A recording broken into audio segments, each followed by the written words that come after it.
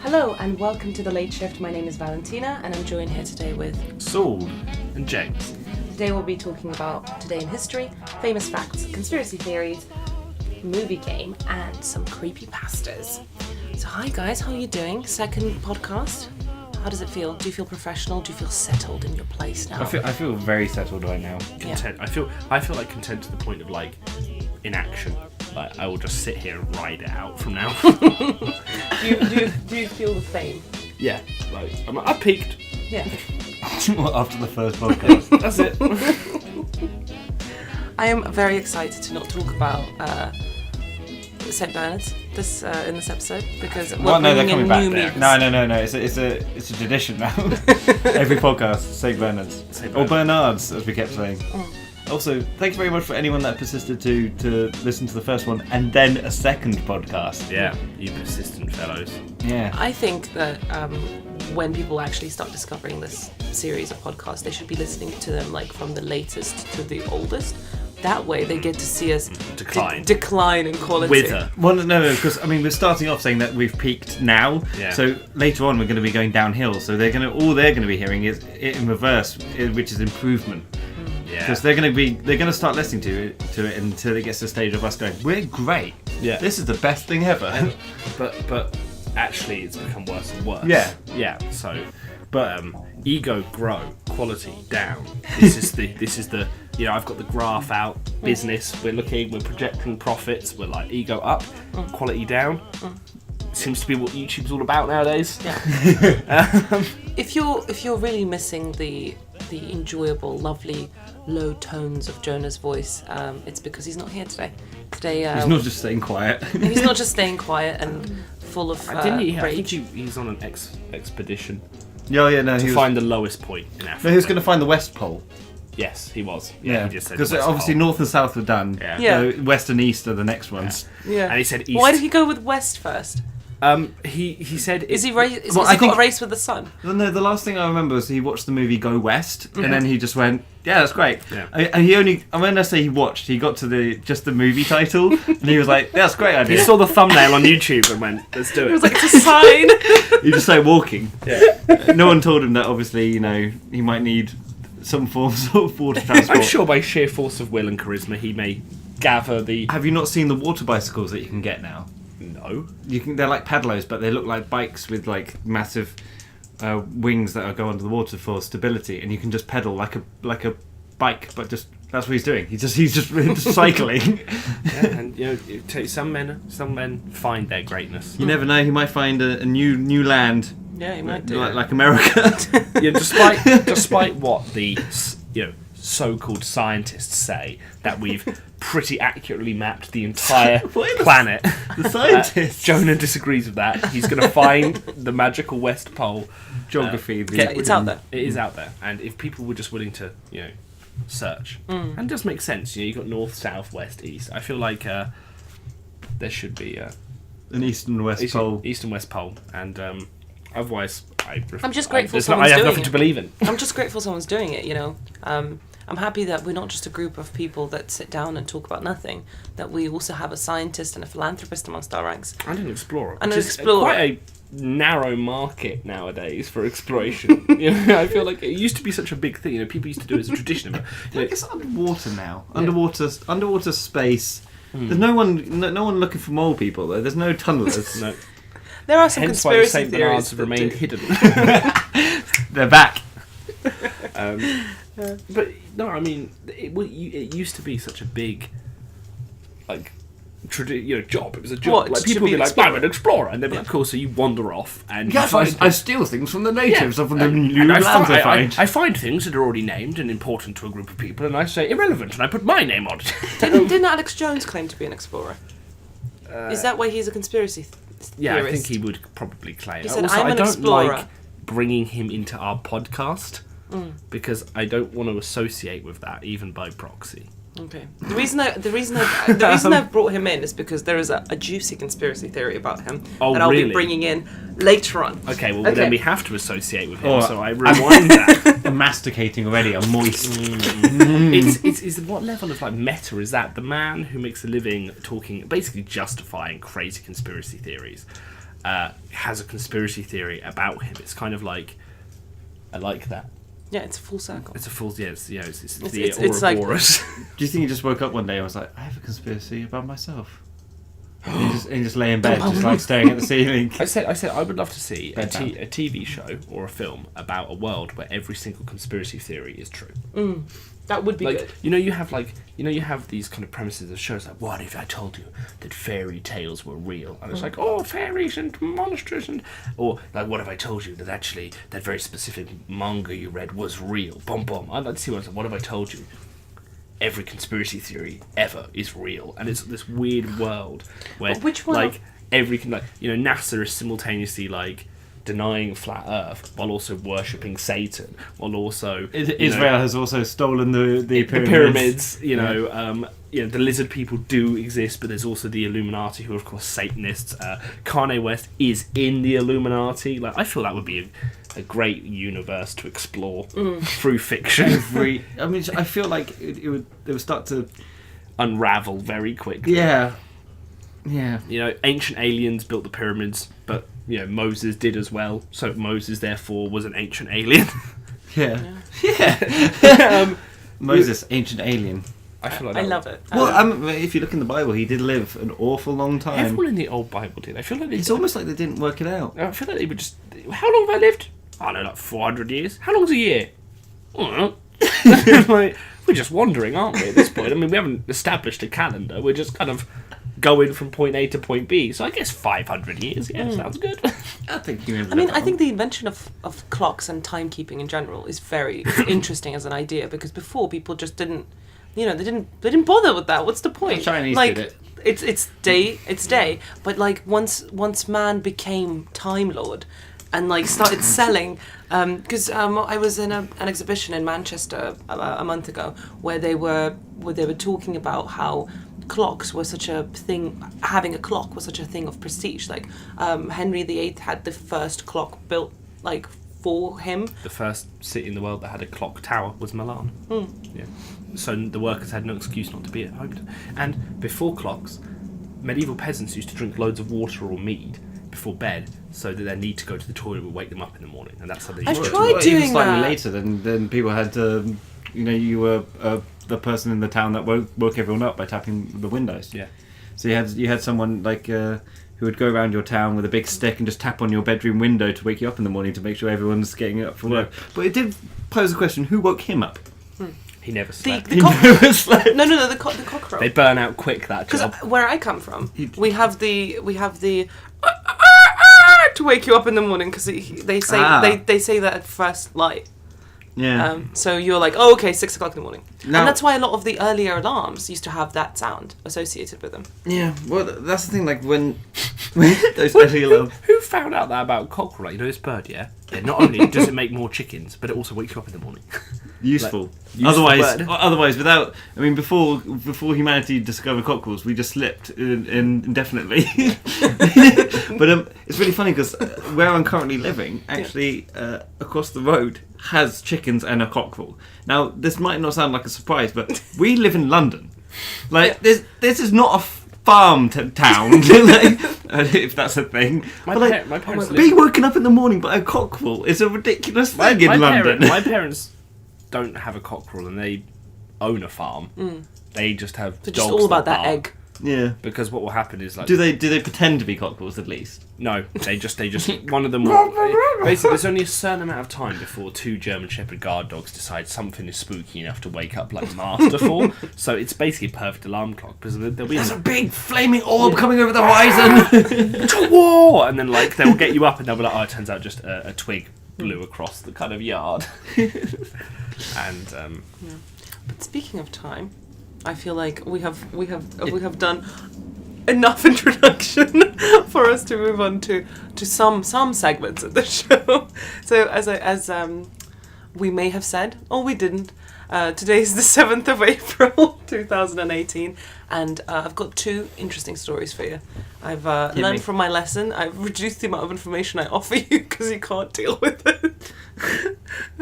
Okay, so the first story I'm going to talk about is a bit of a British legend. Mr. Dick Turpin, who was executed today for stealing horses. So he's a highwayman. Yeah, he's a highwayman. Yeah. A really interesting thing I learned is that he didn't actually do any of that. He was given loads of credit for being like a really cool dude, like a hero. And when he died, people were like, "Oh no, Black Bess! What is she going to do now?" Black Bess, of course, being the name of his legendary horse. They were concerned for the horse? Yeah.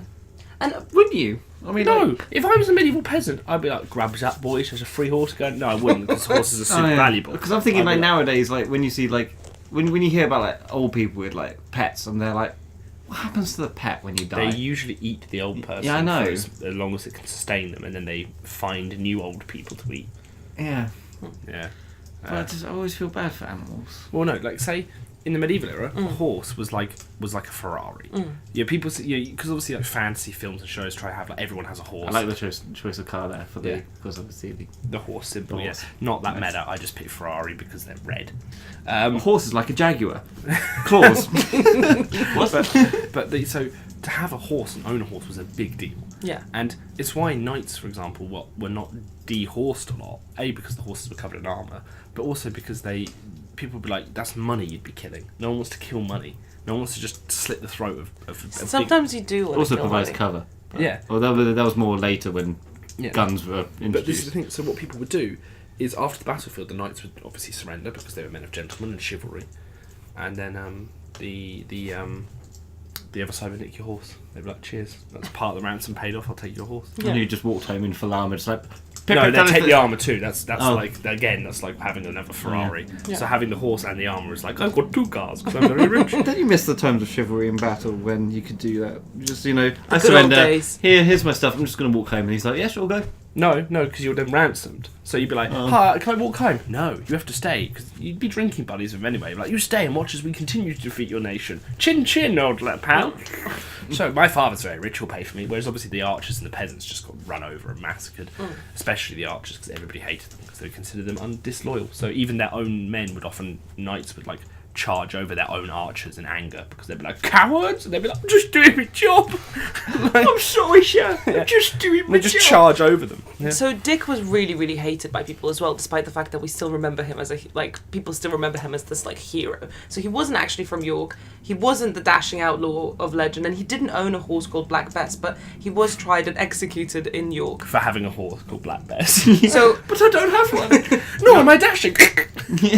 So he shot and killed a man who attempted to capture him when he was like a highwayman, and he was basically brought to York Castle, where he wrote his brother asking for help, and his brother refused to pay the 6 pence it cost to mail the letter, and basically just told him to bugger off, like let him get executed. He died because his brother was stingy. So wait. Basically, he died for a stamp.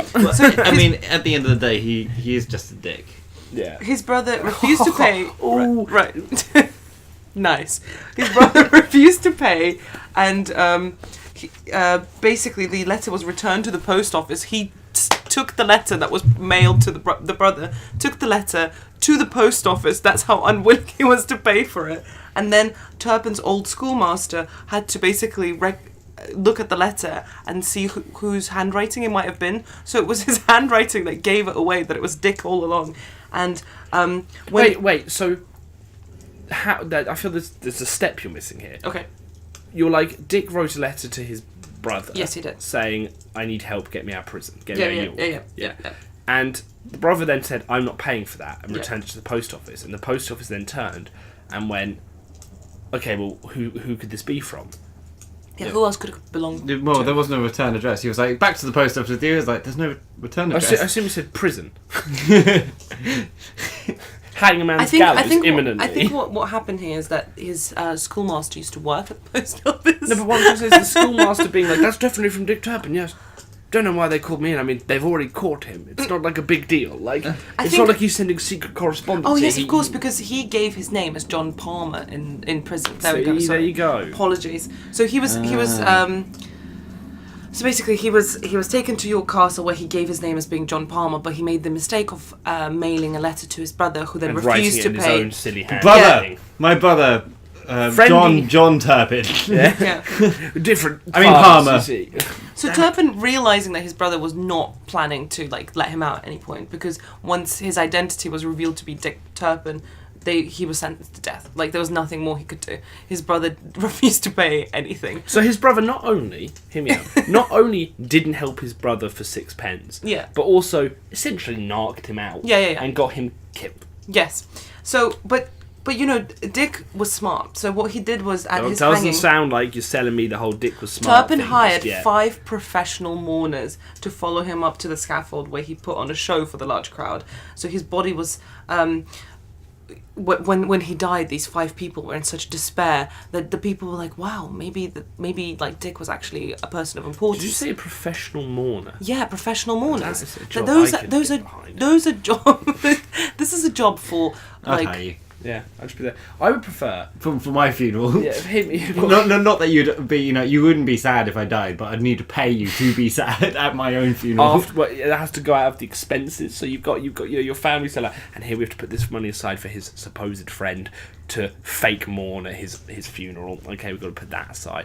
I feel like there should be a market for people who celebrate people's deaths instead. That you can send as little kind of you can FUs. You can. That's Westboro Baptist Church, isn't it? Mm-hmm. Not to be too political. Yeah, no. There's actually a guy. Yeah, I can't remember his name, but there is a guy that you can hire who's basically just this really happy big guy who will just laugh and be really cheerful during your funeral. Fair enough, because the thing is, not everyone wants a miserable funeral. Some people want it to be like a celebration of their life. I personally want it to be like an epoch-ending event. I want people to think the sun is going to come out of the sky. Which is why you hire professional mourners. mourners. Tearing at their face and lamenting. They are the professional mourners that you hire. No, I want that on a national scale. So hold on, James. As I'm sealed into my giant funeral home tomb pyramid. Let me prove to rise again in 1,000 years. Buried with legions of servants. I can go on. You're going to need to stop me. Look, Dick was smart. He hired those five mourners because he knew that the crowd was gullible. So when inevitably, as was common during that time, his body was dug up by a labourer and taken to the garden of a surgeon who was going to be using the body for medical studies, the people were so upset that they basically captured the surgeon himself, who was also executed, and the body was reburied. All because Dick knew that in order to live on as a legend, he just needed to invest in a very simple service of 5. He didn't survive. This is the thing. He didn't prevent his death. Yeah. He still died. He couldn't have done. He couldn't have killed done someone anything else else. A smarter man could have done that. Okay. A smart man could have not died. Look, I'm just impressed. Those are words to live by. A smarter man.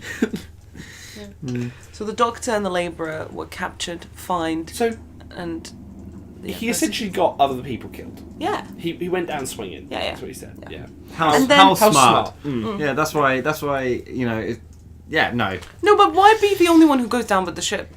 Hold people hostage. That's why Titanic. Titanic. Why that's your definition of smart. By that definition, You are not. You should never be a captain. All right, guys, we're all going to die here. But I thought the captain goes down with the ship. No. I've sealed all of the doors. I realise the now cabin goes down with it the was ship. going to be easy sailing, but I realised that there's actually 250 people on this boat, and going down with all of you. Now that's a good KD. Let us out. Oh, sorry. Oops, veering into that lighthouse now. I'm a smart dick. Yeah, I'm smart. Your definition of intelligence by Dick Turpin is knowing you're going to fail the test so badly that you spread misinformation around the entire class so everyone gets it wrong. Or not even everyone, just more people than you, so you have other people to share in your misery with. So that was Dick Turpin. Hero, smart man, genius. So wait, what did he do? He shot someone. No. Oh yeah. Shot someone. Okay. Because back then, highwaymen, which I think is quite fun, would just stroll out into the night and they just wait for carriages to come past, and then they just pop out and be like, I've got a shooter. And people would be like, drat. Blah, and blah. give them money. But sometimes the carriage would be like, little does he know, we've got a shooter too.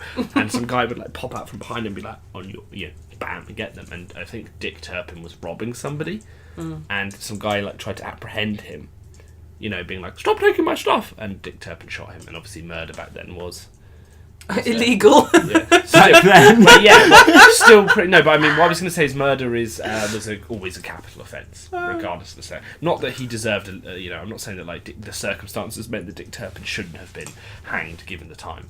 But I mean, thinking back on like that information, maybe he was planning that like the 5 mourners would be so distraught. He hoped that they would be so good. They'd swing the crowd. And the executioner would take off. Stop! Don't pull the lever. Yeah. And the executioner But it would was look actually down, wipe a tear from underneath the bag and be like, I just can't do it anymore. I'm just so sick of spreading all this death. Come here, you. He gives him a big hug, and there's like the magistrate being like... And then they married. Yeah. Happily. Certain- Rode off on certain- Black Bess. But little did Dick know that it was Oscar season, so all the good actors were gone, so the professional mourners that were left behind were kind of like the key stage 3 acting class. They were just wailing like banshees and really annoying. One of them was just there yelling the word line at Dick Turpin and looking pleadingly like, line! I gave you a script, I wrote it. They twigged me because I sent a script Just out. in brackets, be sad. Like, really sad. Oh, you guys saying that just reminds me of that that Hercules film. Was it Hercules or was it What, the Disney film? No, not bloody hell. No, it was when I think Arnold Schwarzenegger or whoever Do was. you mean Conan the Barbarian? I don't, this just reminds me of the He bit in definitely Conan didn't put where the Glad in Gladiator. Yeah. I'm not sure if it's Conan. I'm pretty sure it's Hercules, where the actor basically says disappointed, and it was the That is direction, Hercules. not the line. Yes. It was the direction, not the line. Yes, So in the was- script it said disappointed in brackets, as in this is how you're supposed to deliver the line. Really? And he Yeah. roars, She disappointed! Yeah, I know. It was Hercules, but it wasn't Arnold Schwarzenegger. Definitely like- not. He No. looked a bit like in terms of his physique, and I think Conan and Hercules got mixed Was it up like? in my Because mind. I'm pretty sure there was like a Hercules TV show. Yeah, that's what I'm talking about. It was a Hercules the TV show. and I know what you mean about the guy looking a little bit Magoo. Schwarzenegger. Yeah. It was Kevin Sorbo. When Kevin Sorbo was Hercules. Yeah. Yeah. No. Oh, Good times. great. No. God. Old meme. Classic. Yeah. Disappointed. I think it's so interesting when you hear of like when actors just stop caring. Like But they left it in. But the thing is, nobody would have noticed if it hadn't been for the internet. I think when we have these like isolated moments where we're watching this stuff, like it's not very kind of easy to be like, oh, this is kind of weird. Like when we were watching Jonathan Ross's Takeshi's Castle, we were like, this sounds a lot sadder than Craig Charles. Yeah, exactly. Yeah. And maybe this is something to be celebrated because today in 1969 the internet was officially born. Well, I was going to say about the whole Hercules, the old me. What I'm really excited for is when we kind of get, like, say, 20 years from now, all the memes that will come out about our time, like really, like when you see like really awful kind of 80s infomercials or like dating videos that you obviously in the 80s wouldn't have seen, but people have like dug up, and you can like see like the whole like, hello, I'm the Viking, that one. The guys no one would have seen that at the time. Yeah, but it's the internet's pulled it up. So Well, that's right. I mean, I'm going to make my prediction now. 20 years, right? That Hoover ad where the dog runs past and he goes, good boy. That's going to be a meme. 20 years down the line. Are you talking about the one where it's like the guys are twins and there's a dog that's being victimized by this man with the Hoover because he keeps like hoovering up all of its fur? Yeah, and the guy with a really prominent voice where he's like, I'm hoovering this thing now. Look at the Hoover. It's got multiple settings. And then the dog runs past and makes a mess. And he's like, good boy. Like with gritted teeth, like he's going to eat him later. I really hope this bag ball advert for Dolmio is going to get big. I prefer our advert for Domio, so just saying, rather than just spagball anyone. But what I'm saying is, it's not even that, because you've seen all of that. Yeah. What I'm saying is, the kind of things that have just like the ocean have drifted down to the blackest abyss. The things that we've forgotten. And not even forgotten, that we never knew about, even though we live right now. And someone 20 years from now who never knew our time is going to find it and go, look how cringy this is, and drag it up from the depths. Yeah. And I want to see what that is. But we're like, I had no idea that even existed, and I lived then. Like, you know, again, like those dating, you know, videos when they're like, hi, I'm looking for a girl and I would like her preferably to be female and have some amount of hair on her body. I mean, I wouldn't like her to look like an alien, completely hairless. I mean, I'd take it. I do feel slightly moronic that I'm sitting here thinking like, I wonder what things that I haven't seen might be memes later, and they're like, well, I haven't seen them, Saul. Yeah. And then I'm just like, that good. Giving good that job, line brain. of thought to a robot kills it. Like, like, But the thing is, I feel like nowadays things, especially when it comes to being vulnerable, when it comes to like trying to like present yourself as somebody who's dateable, a lot more I think we'll see things like text messages from people rather than like video submissions. You don't really like, you know, on services that we currently have like Tinder or like Grindr or like Match.com, you don't really have to like put yourself out there and like make a video and be like hi, I'm Barry Allen. You know, there's bleeding hearts columns. Fastest man. Like, yeah, you know, there's like little bleeding hearts columns. So Yeah. It's just like, hello, I'm called Greg, I'm 54, looking for a girl probably half my age, has to be. But older than that, won't do it. Exactly half Yeah, my age. doing like It's for the ritual. call if interested. Well, he doesn't even say his age. It's like appropriate what's it called? Appropriate candidates should know. Like ... The voices have already called upon you. Here's my number. Yeah, but what I'm saying is people had to like leave evidence of it. But think how many stories now are just lost to Snapchat. Like entire narratives. What do you mean, like Snapchat stories? No, I mean like, you know, when people are like sending Snapchats to one another and they're obviously instantly deleted. Obviously Snapchat's got them. We all know they've got them. They're laughing They're gonna on a release server just called the Blackmail Drive. Just like the Soviet Union convoy, it will just be free for the public. Yeah, it'll be the kind of, Look at the vaults. And we're just hoarding all of it. I like the idea of this, like, you know, like in the future when the world's crumbled, it's post-apocalyptic, and be like these people being a big mural and be like, and then they came with the black drive, and it's like the people in Snapchat holding up this server, and it's like, and the people bowed because they knew the secrets that they had for them. Now, like, I have a question, guys. What percentage of that drive would be dick pics? oh, that's quite a lot. The thing is, I think that it's a myth. I think the fact that like men send more like sexy pictures than women is a lie. There is more that you can do as a woman. Like, honestly, like there are so many different poses that you can do, so many different body parts you can take pictures of. That's why the dick pic is so prominent, because like for a guy, there's no way. Well, no, I mean like, she's like boobs. The guy's like no, dick.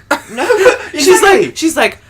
And that's the thing. It's okay. Right, I'm making my stand right now. It's not fair for a guy to send a sexy picture, because you've got like, especially like, I mean, maybe topless with like trousers or pants or something like that to show off your. But the thing is, if you don't have a good top half, then you are only reliant on, and you can't send flaccid. It's just fully. It's like go hard or go home. But a female can be like, you know, maybe like a side angle, so you don't actually see anything, or like maybe a bit of a side boob. Women can be a lot more flirtatious with you their also messages. get that standard men picture, which is hand holding abs up, other hand kind of like holding your abs up. No, like t-shirt. Sorry, not abs up. Because they just move. It's just molded fat. Holding them like got the cheese wires, holding them in place, and, like see little trickles of blood. Like no, I'm holding their top up, and then the other hand is like half down their trousers, like the beginning of the V before it leads to, and that's it. But again, that's not for the average Joe. That's only for someone that really focuses on training. Like, and I think with things like that, when guys are kind of trying to, I think it's also so size dependent as well. Because like if you're gonna like conceal some part of your genitalia and show off the other, it's easier if you have a small penis. You just hide it nowhere. No, because it's like a handful of beans. I like the idea. No, because it's like how much shaft like left is there? It's very like. I like the idea of it being like just a list being like perks of small penis, and just goes pros. It's just like easier to hide. Like little did you know that behind this tennis ball is my penis. Behind this golf ball. Dare I say, even behind the shuttlecock. It's on it. I don't know why this is like an infomercial in my head. Like, did you? No, because Did you know you can cover your cock with a shuttlecock? In all fairness, if erect, you can, and with the right angle, you can cover your penis with pretty much any sport object. Because think about it, like if you're thinking thickness, any sport object. It's like it's like. Do you remember those like the starts have always been whenever you're in like sex ed? And they'd always have these videos from like the 70s, and there'd always be like a man and be like really great. Like I remember there was one, and there was this scientist, and it was just a load of like sperm swimming around, and it was like, and he like looked out from an microscope. He had like a microscope, not an electron microscope. That was ridiculous. Though. He had just a normal microscope, and he like looked up from it. This was the start. First clip was just a load of sperm, like do do do do do do do do do, like swimming around. And then he kind of looks up and goes, "That's my sperm." And it was just like, what? I remember him. He had the amazing mustache and like the big glasses. Like, that's my sperm. As you can see, they're swimming in circles. I am infertile. As you can see, they're all attacking one another rapidly. Fighting for dominance. Good. The strongest will survive. Big sperm. Why is it just one big one? Call him the Goliath. He's got 2 tails, 8 heads, and he appears to rudimentary arms to crawl with. That's terrifying. You know what's more terrifying? For the poor sperm when they get to like, you know, the ladyhood. Yeah. And inside the ladyhood, they're like, it's like, yes, the miracle of life, which is essentially just a brutal, bloody massacre that would annihilate an entire country's population in one fell swoop, which is just with the poor sperm. It's like, these poor sperm had the unfortunate of being just flung into acidic walls straight away. They're all dead. These other ones were attacked by the female's defense system. You know, white blood cells coming up. So who are you? Hello. I make babies. Kill it. Kill it dead. Kill it, then blame her for not being pregnant. Send another period. They would have made the movie Sorry I Shrunk the Kids a lot more terrifying if they just made the kids even smaller, like to sperm level. And then fired them out of Rick Moranis' dick into his wife, and they were like... the babies will make more babies. That's not how it works. No, that's not what I'm saying. Oh no, imagine being trapped in an egg cell. Just no, but imagine being so tiny that, you know... You could fight sperm. A white blood cell would come after you, because those things are terrifying. Well, like, water bears and things like that. You know, imagine being that size. Yeah. But as a human. And then a white blood cell just... Imagine it. You could diffuse oxygen. Your lungs, you wouldn't need them. Oh, yeah. Like, oxygen would just hit you, but... Energized. You'd probably die of oxygen overdose, if anything. Yeah, poisoning. Yeah, you just die of oxygen poisoning. Well, that's sad. Honey, the kids are microscopic and dead. Oh, what happened? They died almost immediately. Yeah, I took them too. Turns out things are the size they are for a reason. I've got a fun story to tell you guys about the sanctity of marriage today. So good follow-up for yeah, exactly. Good follow-up for shrinking your children to sperm size. Once the children have been shrunk and died, you realise that your relationship with your wife is not quite as fulfilling, and you might turn to history to tell you how you can deal with this. You're the one making that decision. Like, you did this. You're the one who shrunk the children and killed them, and then you're like, you know what? You don't fulfil me to your wife. Like, the wife's like, I forgave you for the mass murder of our entire family, and you're bored of me. And like, yeah. So look, this story comes to us from 1832, Carlisle, Cumberland, England, United Kingdom. So it was one of ours, and when I first read the story, I assumed it was America because it just seemed so. Wow. It's a damning statement of America. It's like, a really silly story. America. So, Joseph Thompson, a local farmer who was married in the year 1829, decided to put an ad in the local paper to put his wife up for sale. So, he describes her as spruce, lively, buxom damsel, apparently not exceeding 22 years of age. I like the fact that it's apparently, like he just some say, like not that I would know. A legend. Like, she pretended to be 22, and then he got to know her a bit more, and he was like, well, to be fair, "You're far too mature for me." Back then, that was an issue. Like, yeah, no, of course. People didn't they didn't have birth certificates like we do now. Like, it was kind of census. So the census guy would come around and be like, "How old's that one?" And they'd be like a little child, like, and they'd be like, "I know, like, I had him 2 years, I guess." And they're like, "Okay." Walk off, and that's it. That child's 2. Like when you're adopting a pet. How old's this one? You hold up the cat. Well, it's not a kitten, but it's not a big cat either. So I guess half a year. And that's what they do. And then they walk off, and the census day would ride down, and then they'd tell the kids how old am I? And they're like, I don't know, 5. The kid would be like, okay. basically they judged it on puberty. That's when they stopped being kids. They're just there like, they'd be like, what are you, child? Okay, what are you now? Man, woman, you know, that's it. Old. Sore. This isn't even my final form. Yeah. Old, rejected, shunned, witch. But apparently, so he put the listing in the paper, and then he actually hosted the sale, and he had a speech prepared and everything, and loads of people actually showed up because they were very interested in the stock. So he said, "Gentlemen, I have to offer you notice my wife, Mary Ann Thompson, who I mean to sell to the highest and fairest bidder. Gentlemen, it is her wish as well as mine to part forever." I mean, this is quite Part forever. Yeah. Bad choice in words.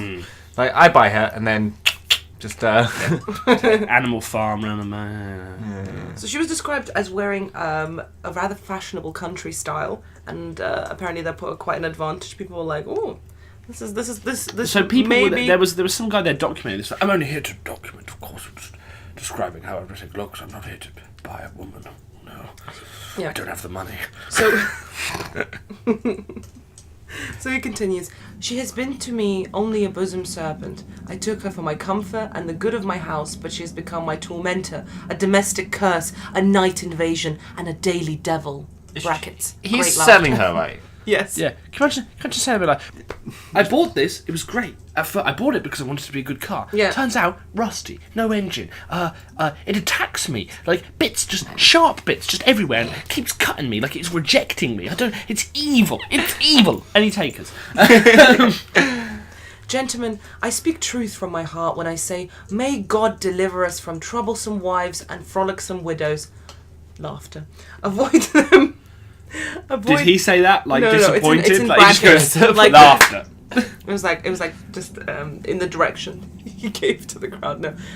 Nice so he says- misogynistic joke for the crowd that Hold turned up up the to buy a clap woman. now. I feel like that's just knowing your audience. Being like, going to make a joke about bad wives to the group of men who've come here to buy women, Okay, property. He goes, avoid them the same as you would a mad dog, a roaring lion, a loaded pistol, Calla Morbus, Mount Etna, or any other pestilential phenomena in nature. I like the Mount Etna bit because I generally wake up, and I go like, right, my goals for today: avoid Mount Etna At all costs. at all costs. Like I look lions. over and I can see it creeping over the horizon. I'm like, No, it's not, I'm not ready. I have to. It's like It Follows, but I'm Volcano. I prefer the Mad Dogs over Mount Etna. It always just sneaks up on you. You turn and bam, it's there, ready to go. That's why the first person's like, do you know what? I'm going to scale Mount Etna. Like, you're mad. You're crazy. You have to avoid Mount Etna at all costs. I'm going with 2 loaded pistols and a bunch of mad dogs. And there's also apparently there's lions up there. And my wife. I'm also taking her. Yeah, that's the worst. Though. Yeah. Of all of those dangers, the wife is the worst. Yeah, so he says, now I have shown you the dark side of my wife. I've told you her faults and her failings. I will now introduce you the bright and sunny side of her and explain her Couple of thousand qualifications and goodness. Okay, this is all part of the same sentence. She can read novels and milk cows. She can laugh and weep with the same ease that you would take a glass of ale when thirsty. Indeed, gentlemen, she reminds me of what the poet says of women in general. Heaven gave to women the peculiar grace to laugh, to weep, and cheat the human race. She just sounds like she's like my wife, right? She can read. Yeah. But also can milk a cow. Don't have ever seen her read and milk the cow at the same time, so knock a few points off there. But she can do both separately. That's confirmed. Just duct tape a book to the cow while she's doing it. Yeah. There's more. So she can make butter and scold the maid. She can sing Moore's melodies. Can you imagine if you introduce someone like, oh, they can be horrible to another human being. Like, dude, that's what you say. Like, it's like, hi, my name's James. I'm here for the job. I can yell at someone, an underling, a person beneath me. Yeah. I can chew them out on a moment's notice. Yeah. They turn to me and they're like, James, printer's jammed. And I can turn to them and go, you're useless. Be gone. Go forth into the world and die. And then you turn back to your cow, start milking start again. milking, and I'm like, can you turn the page, please? To another underling. You can't show us duct tape. You fail. I can chew you out too. Disappointed. So she can make butter and scold the maid. She can sing Moore's melodies and plait her frills and caps. She cannot make rum, gin, or whiskey, but she is a good judge of the quality from long experience in tasting them. so rude. Like, to be like... How many things are you there when you're like, I can understand what is a good drink and a not a good drink, but like, you come to something like, I don't like this beer. And you'd be like, but can you make it? Didn't think so. Didn't think so. So, shush with those opinions. I mean, it does make me want to write my CV again, but be oddly specific. For example, like, I can sprint upstairs, but my limit is like 23 staircases, and then I get too tired. I kind of plod the rest. Like, I, for speed, will often crawl up the stairs on all fours like an animal. So if you really need someone to get up that staircase quickly, I'm your boy. Yeah, exactly. However, if there is someone else around, I won't do it. often talk to myself when alone. Yeah. Yeah. And agree with myself, and then also comment on the fact that I'm talking to myself. I get bored and have showers. Do you? Yeah. Wait, what? I'm just like, What do you mean? You're just there, just like I've got nothing to do. I have a shower. Yeah. I get bored and have showers. It's nice. It feels nice to be showering. Sometimes I should do it. Some people, if only you could do that on like a commute. You know, you're there like, That's a boring commute. Wish I could just shower. No, but I mean, I like it. I like. Sometimes I have like about 4 showers in a day because I'm bored. 4 showers. I mean, do you use shampoo each time, or do you just be Yeah, underwater? I do the full routine. You must go through so much shampoo. No, because I don't use that much shampoo at a time.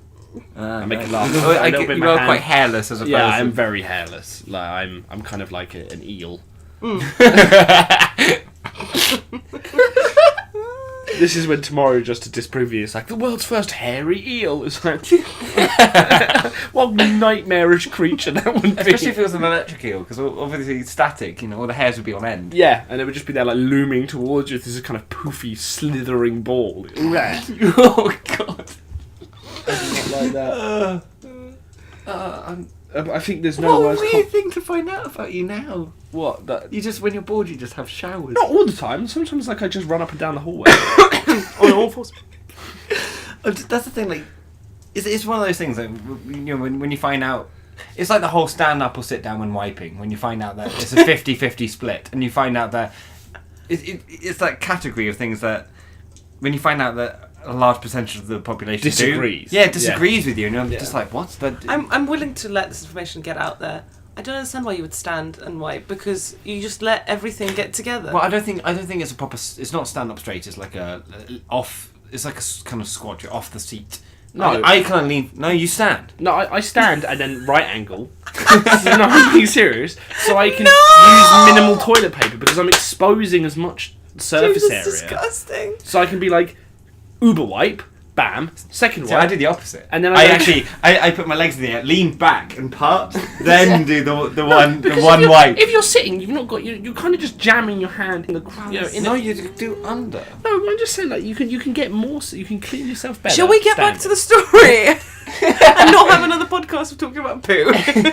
Okay, so he put her up for sale for 50 shillings in 1832, which I've just calculated to be £1,514. So I was wondering why you had that calculator out. So he goes. I offer her with all her imperfections and perfections for the sum of 50 shillings. After about an hour, she was purchased by Henry Mears, a pensioner, for the sum of 20 shillings, which is about £650. Are you telling me? And his Newfoundland dog, which I hope was mad. You're telling me it took an hour for someone to actually buy the wife? Because I've seen auctions. And they're not hour-long affairs for one item. Like, people put their hands Maybe up. people had questions. Can you imagine how awkward it would be to watch, like, Flog It? And someone walks out and they're like, this is a vintage teapot from the Victorian era. As you can see here, it depicts the fall of Constantinople along the side. Very good. Start the bidding at £100. Crickets. As I said, £100. Bidding starts now.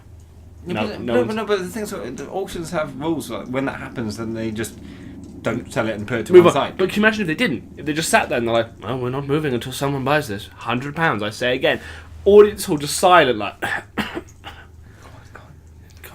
this misery. The auctioneer's just standing there looking over everyone like, someone's going to do it. I know you have £100. Yeah, I've seen you talking about how much money you had. You buy this teapot, put us all out of misery. I don't want it. I don't want the teapot. I think what happened is because he asked for 50 shillings. It's like what happens at an auction where the man with the hammer or the woman with the hammer goes, £50 and 49 pence.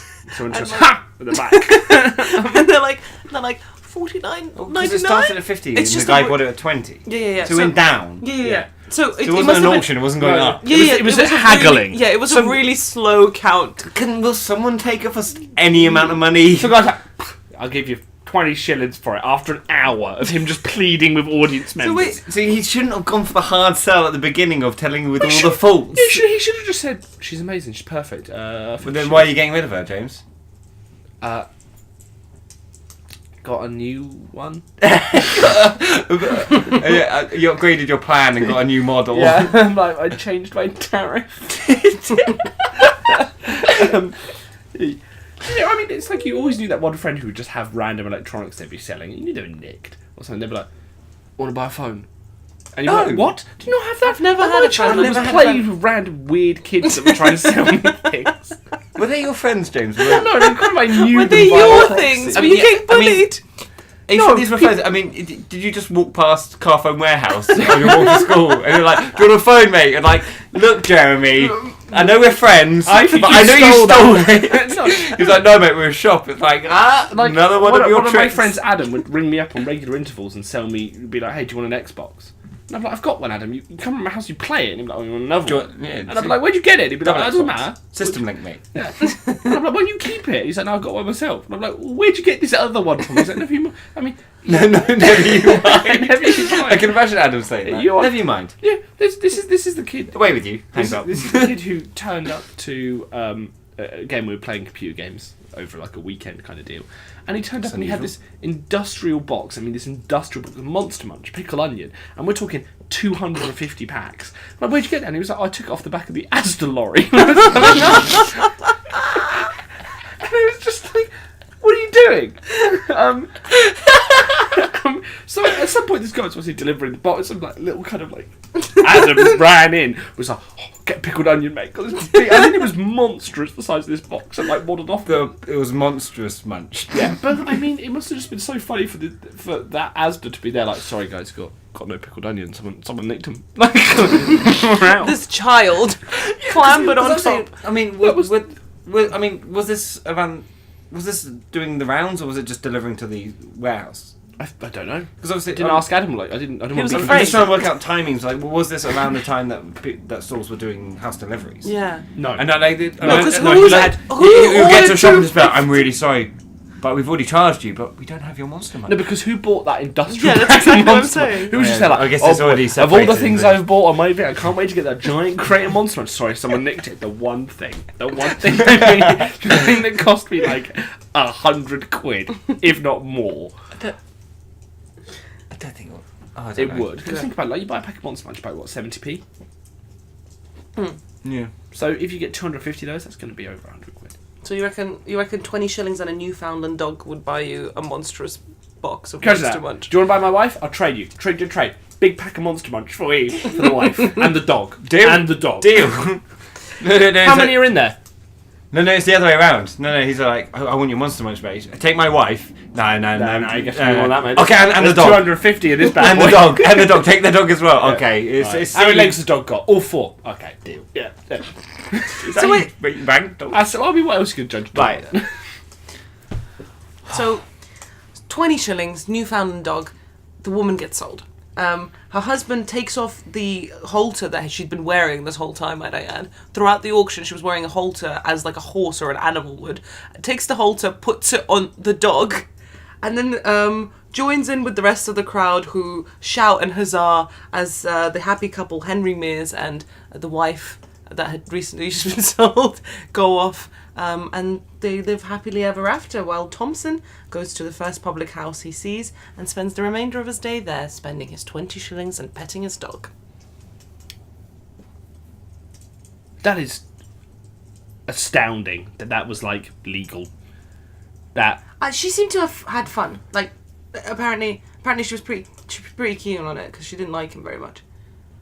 that being said, though, Yeah, that's not very good. I don't think I'd ever get to the stage where the person. You're so bored that you took a shower. Yeah. No. No, I don't think I've ever got to the stage where I've. Well, I don't know. I don't think I. Wait. Let me just change that wording there. I don't think I've ever got to the stage. No, I don't think I would ever get to the stage where I would want to be just sold to a random person because I was so bored with being with the person that I'm married to. You kind of like to think that like when you're kind of done with someone, you will go on and find someone better for you, not just be like anyone will do. You over there, you want me?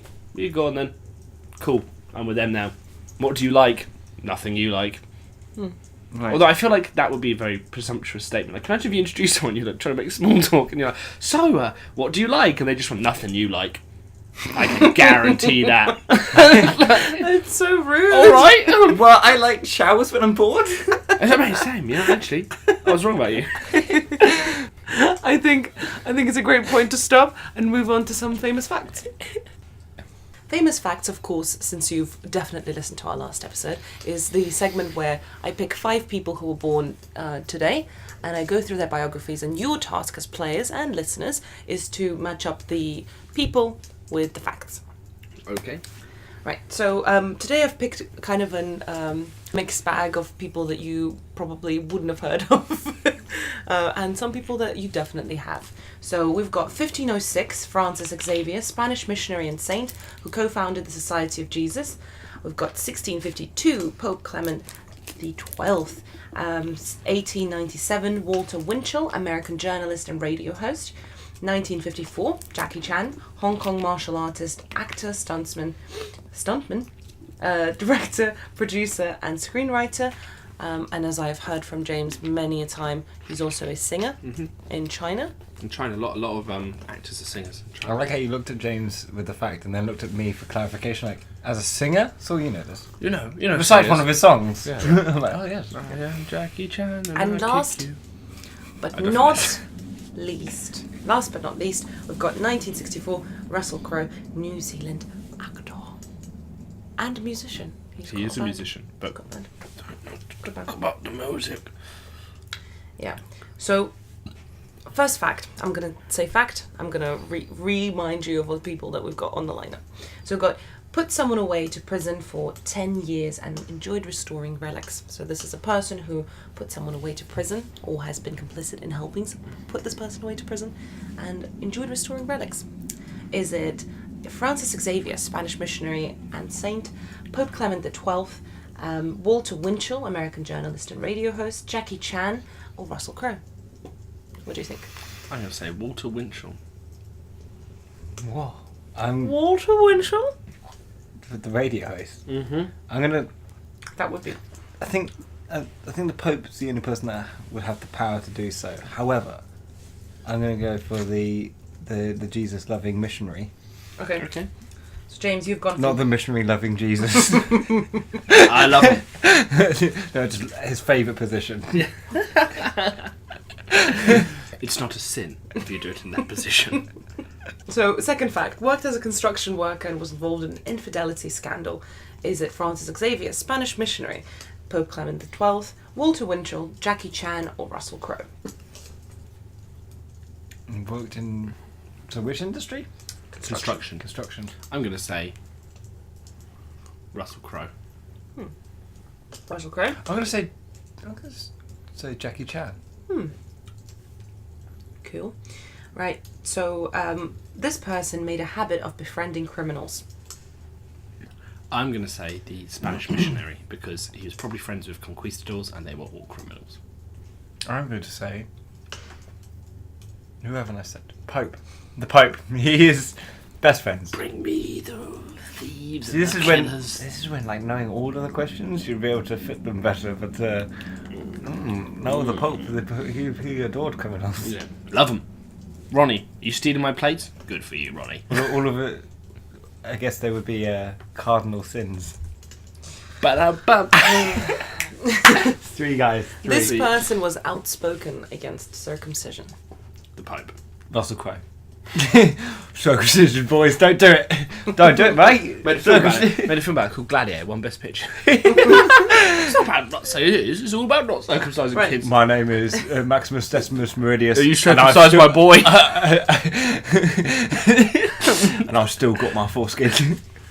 Why he doesn't sound like that? Why is he? Especially, I mean, to be fair, when you're talking about like doing an inconsistent accent for an actor, you just have to watch Russell Crowe and Robin Hood and go, actually, technically, me not doing his accent right and just changing it whenever I say anything. It's just him. It's him just doing Robin Hood, where he's like Irish, then he's Scottish, then he's from like the north, then he's like from the south, then he's like Frenchy, and no one knows, and then it's not a good film. Don't watch it. So that brings me to my last question, which is this person has a Masters of Art and Philosophy. I'm going to say Jackie Chan. Jackie Chan. Yeah. I'm going to say the radio host. God damn it. Winchell. Mr. Winchell. Willie Winchell. I feel like that was Jackie Chan. Yeah. Okay. Are we ready to find out Oh, the truth of it all? Yeah. poised. The shame of it all. Poised. Okay. Okay. So this individual put someone away to prison for 10 years and enjoyed restoring relics. You said that this was Winchell, and you said that this was Francis Xavier Saul. So, moment of truth, it was in fact Pope Clement XII. Ah, points. see, the only 0 person with points. the power to actually put someone away. Surprisingly put someone away. Yeah, I know. Yeah. I feel like, why is that like, you know, it's like a famous fact, being like, a pope used his authority to put someone away for 10 years. Probably did it a lot, probably did it all the time. Someone came to him and was like, yeah, I've run out of crab. 10 years in prison, I'm the pope, what are you going to do? I'm not sure that it's something that you commonly see nowadays. I mean, with Pope Francis, for instance, he doesn't just put people away to prison. He I just don't has to feel like it communicate just to doesn't them. hit the news. That's Yeah, but why. I imagine a lot of popes did in the medieval era when they had absolute power. Yeah, fair enough. But it's an interesting thing because, you know, it's quite a juicy fact. That's why I picked it out. Yeah. And he also enjoyed restoring relics. By that I mean like actual relics, like ruins and Ark of things. Covenant. Yeah. Yeah. Yeah, melted the faces of the Nazis, yeah. Yeah, he was at 10 years in prison, or take a peep in here. Nope, prison. Yep, I've seen this trick before. I've seen Indiana Right. Jones. It warned me. So this person worked as a construction worker and was involved in an infidelity scandal. You said Chan, and you said Russell Crowe. It was Russell Crowe. It's got to be Russell Crowe. It was in fact Jackie Chan. Oh, it was Jackie Chan! It was Jackie Chan. Yeah, because I had a feeling that Jackie Chan had a very humble background. Like I'm definitely heard it somewhere that he used to be like, I thought it was like carpentry or something like that. Like Jesus, he was a carpenter. Yeah. Jackie Chan, the next Messiah. Yeah. Yeah. That's working on the construction site is actually where he picked up his name. I don't remember the details, but apparently He loved the jackhammer. Yeah. Oh, the old Jackie. And people used to say, like, oh, you want someone to do it? Jackie can. And he kind of misheard them. Chinese whispers. Oh, and Jackie then- Chan. Yeah. You need Chinese whispers. Goodness sake! Yeah, and he was involved in an infidelity Sure, that's every whisper in Yeah. China. Wait, is someone banging your wife? Jackie can. And that's it. And he was also involved in an infidelity scandal where his mistress was around. He was trying to pay her off. He was giving her money for the child that she ended up having. But the thing is that she basically moved to a different country and continued slagging him off regardless of the fact that he was paying. So he was like, I'm I like just how not you going to pay. accuse someone who telling the world that they had a child with a person who's denying it is slagging them off. Like, That wasn't the case. He didn't deny the existence of the child. He admitted that he made a mistake. He made a public show of the fact that he had been an idiot in this regard. He and his wife did loads of stuff about that, and it marred his reputation greatly. But then because he took responsibility for it, it kind of went out of the news. But basically, not being satisfied with the fact that he was paying her the money that he was paying her, she basically moved to Malaysia, I think, at the time, and started giving really defamatory interviews to the press. So the Malaysians hate Jackie Chan. yeah, I know. Which made him look really bad. He stopped paying the alimonies as well. You know who also did something like that? Arnold Schwarzenegger. He had a child, and he kept the child hidden for 14 years. In a basement? Essentially, basically had him hidden from the public eye. It's like, you know, Not to clarify, not in a basement. No. He wasn't actually locked. I don't know. No. Essentially, it's not essentially Arnold Schwarzenegger keeping his own child locked away the for 14 spirit years. of basement is there. You know, he was kept away from people.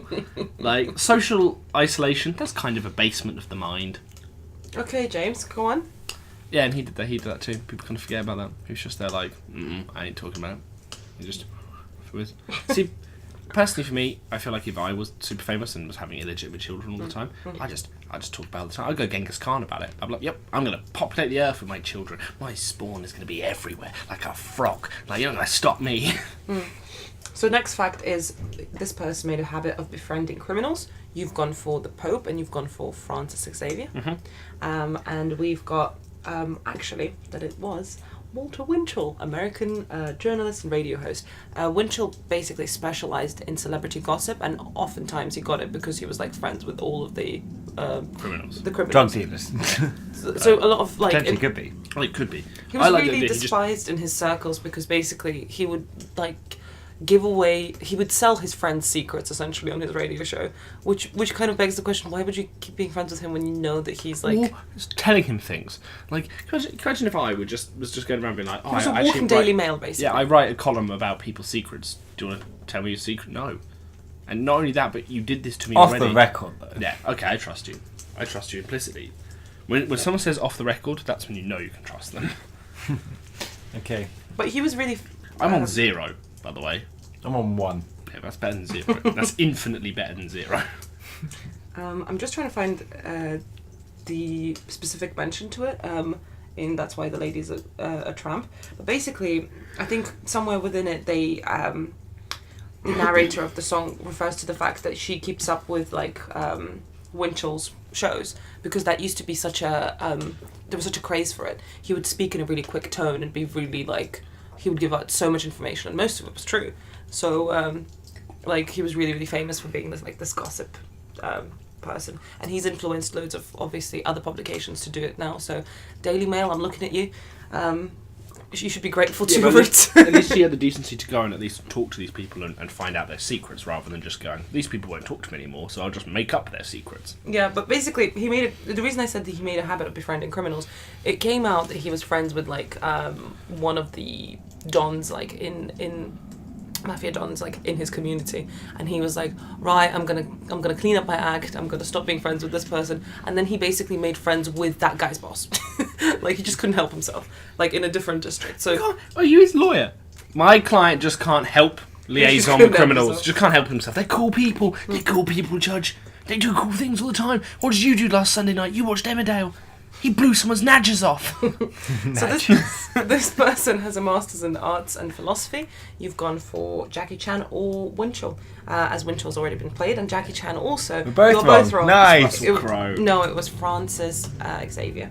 And the person who's outspoken against circumcision was Russell Crowe. Is he? Thanks for playing. Yeah, wait, you got that right, didn't you? Didn't you say Russell Crowe for that one? Yes, you did.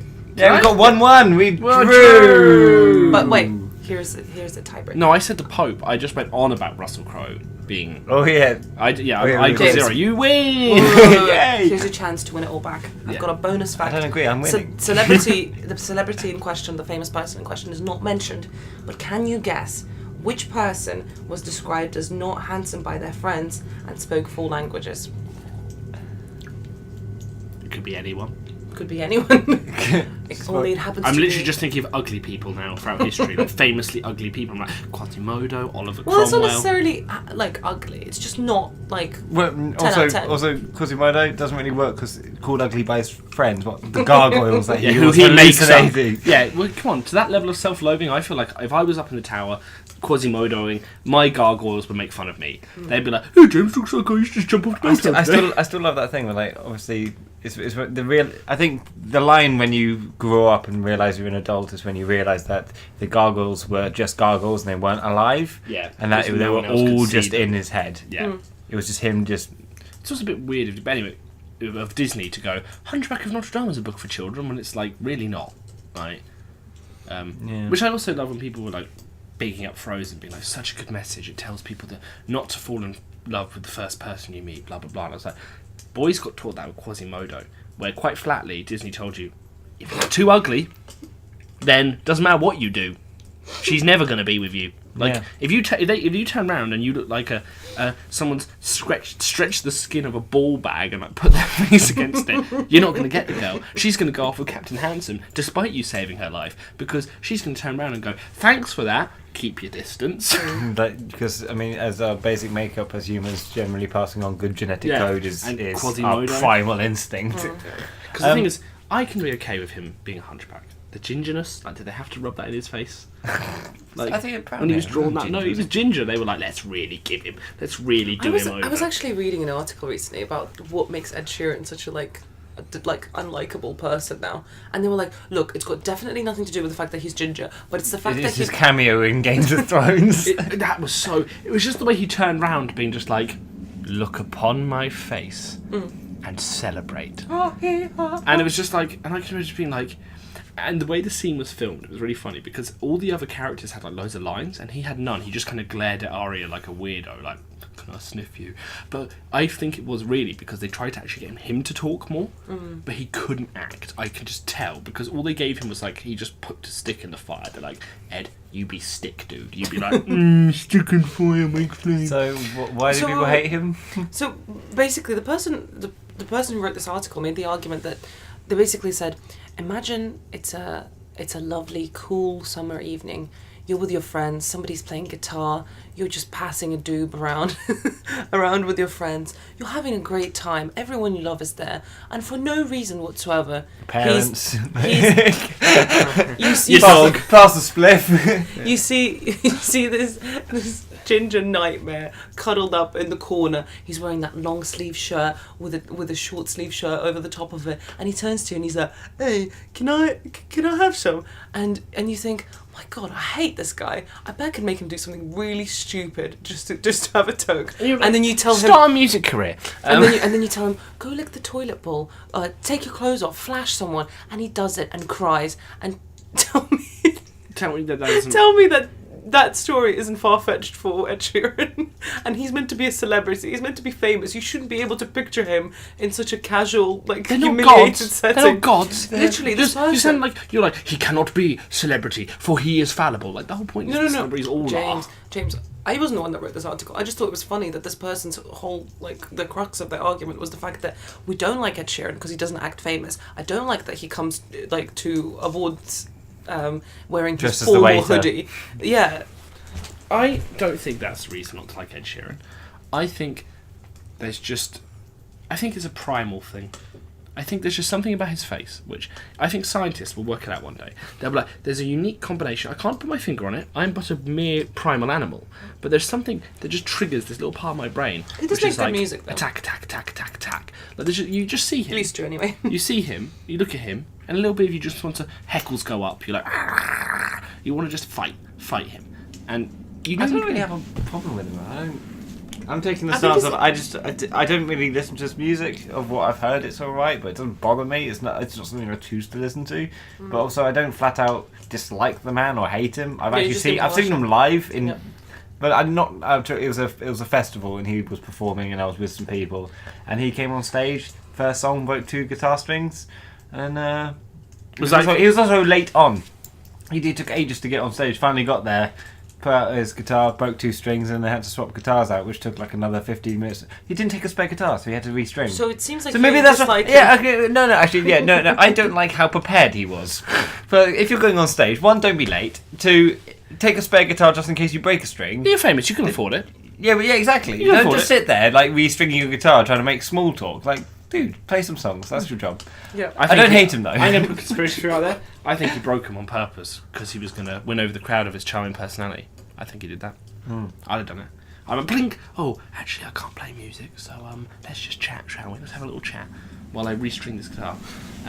No, I'm just. I don't know. I would say that he used to make good music, but I feel like what I don't like is the kind of the cult of the fact that he's the best musician of all time. Oh my God, he's a lyrical genius. Well, was Ed Sheeran the person that the question was based around? Where he's I'm going to say by Ed his Sheeran. friends.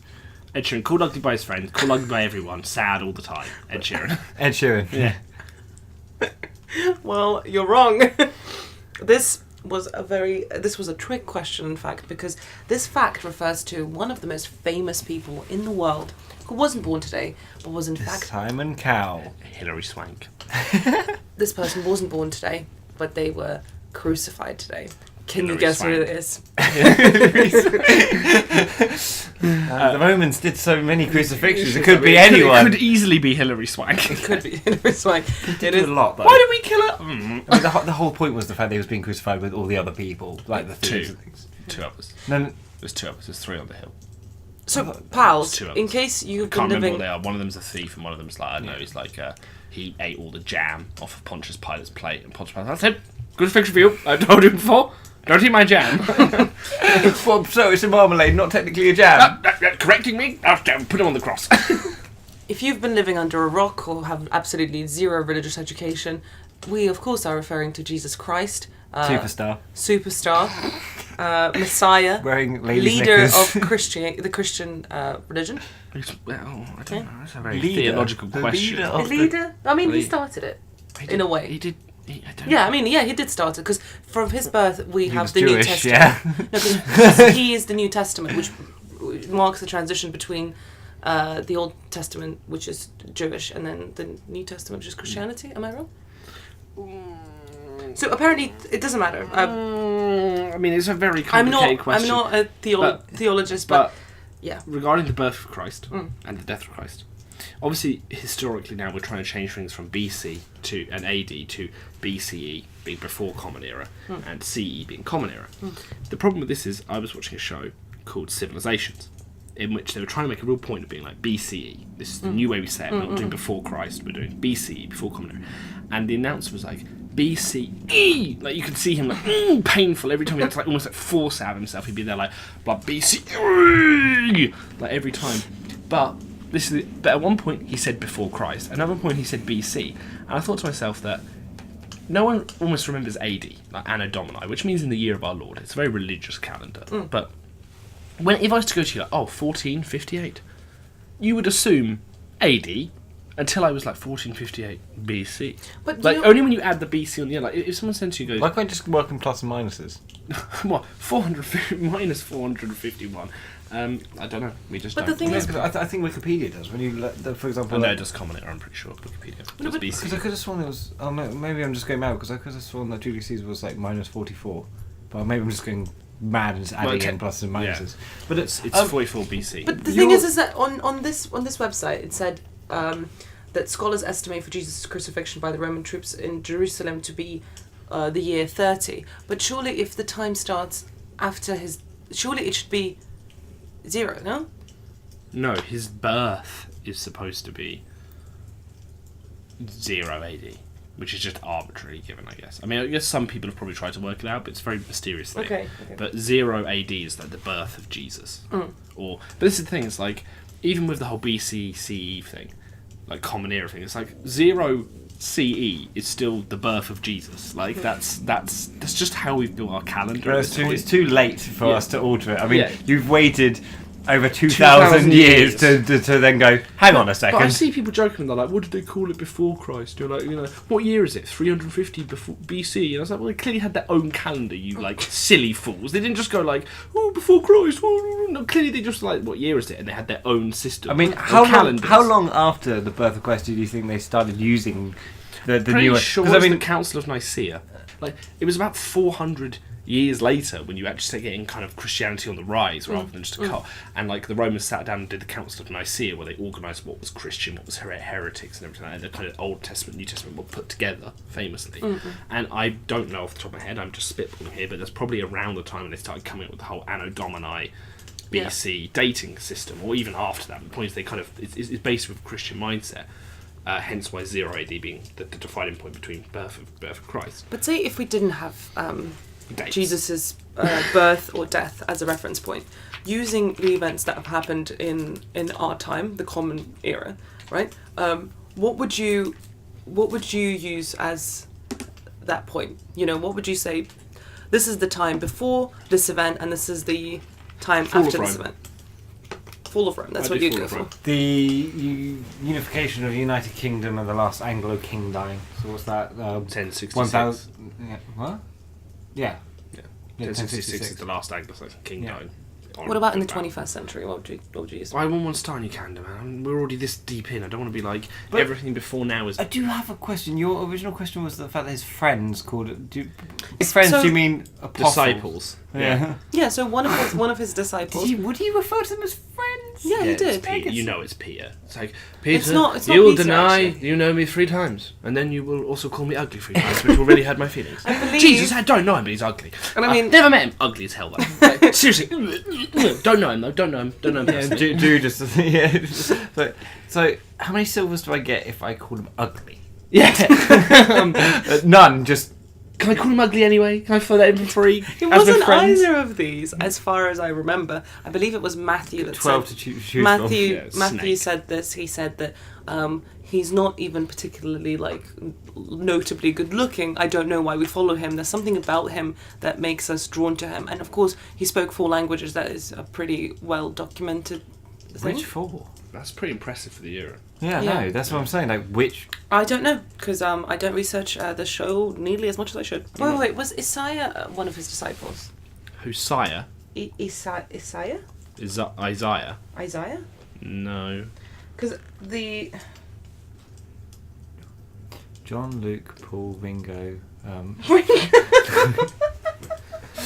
Okay, I apologise if I'm wrong. I do know that there is definitely a quote in the Bible that says that Jesus was not very 10 out of 10.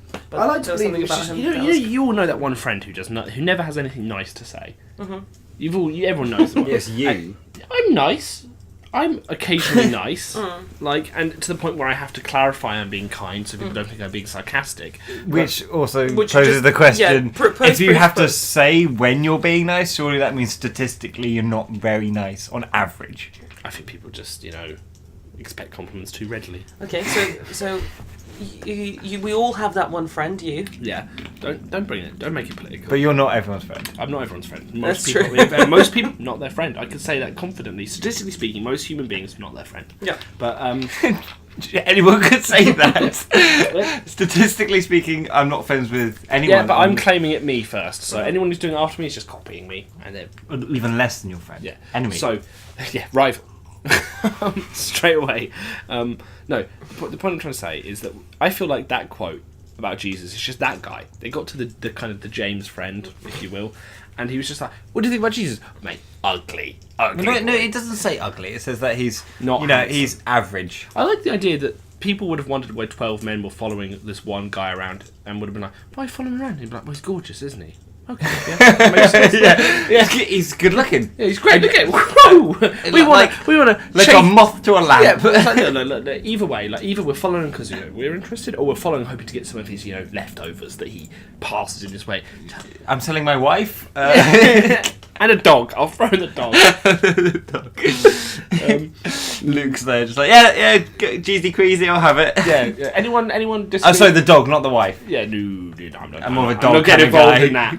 But I'm just saying, it's like that would be. I mean, how decadent were the Romans that the Romans come like, why are you following this guy around? They're like, it's not because he's handsome. We don't know why we do it. And they're just like, I mean, if he was gorgeous, I'd probably follow him around. Yeah, Flavius, I'd leave my post too and follow around a gorgeous man if I saw one. Me, you know who I am? Sucker for a hunk. I mean, don't forget. I mean, this is the Romans. So, so that probably made perfect sense. Yeah, exactly. I mean, like, these are the people that worshipped like Phasconus, the phallic god, and carried around penises for good luck. Yeah, like, of course they and wrote them on their flipping little peltasts that would throw at people. Yeah, just not they cracking loved someone's penises. skull open isn't enough. It's the fact you have to imprint a small penis in their flesh as you do it. Like, look at this dumb German. Look. Hit you in the head, penis head.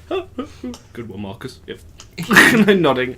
So I've looked up the quote that I was referring to, and apparently there's quite a bit of controversy about it because it's part of the Old Testament a bit. Before Jesus. Some guy was prophesizing. He was just wandering around in the woods like delirious. We will follow someone who is He's not very that good looking. who's on average good looking, but not. You wouldn't be upset, but you wouldn't be, talking about it too much. Not 10 out of 10, but definitely not lower than a 5. Yeah, actually, 5 is probably good. He will be the middle way. So That's it's a from different religion. The so middle it's from part. a book of Isaiah. Yeah. Isaiah. Zaya. I don't know. Mate, if you wanted me to pronounce your name, could have told me how to say it. So Isaiah. Write that down in your book.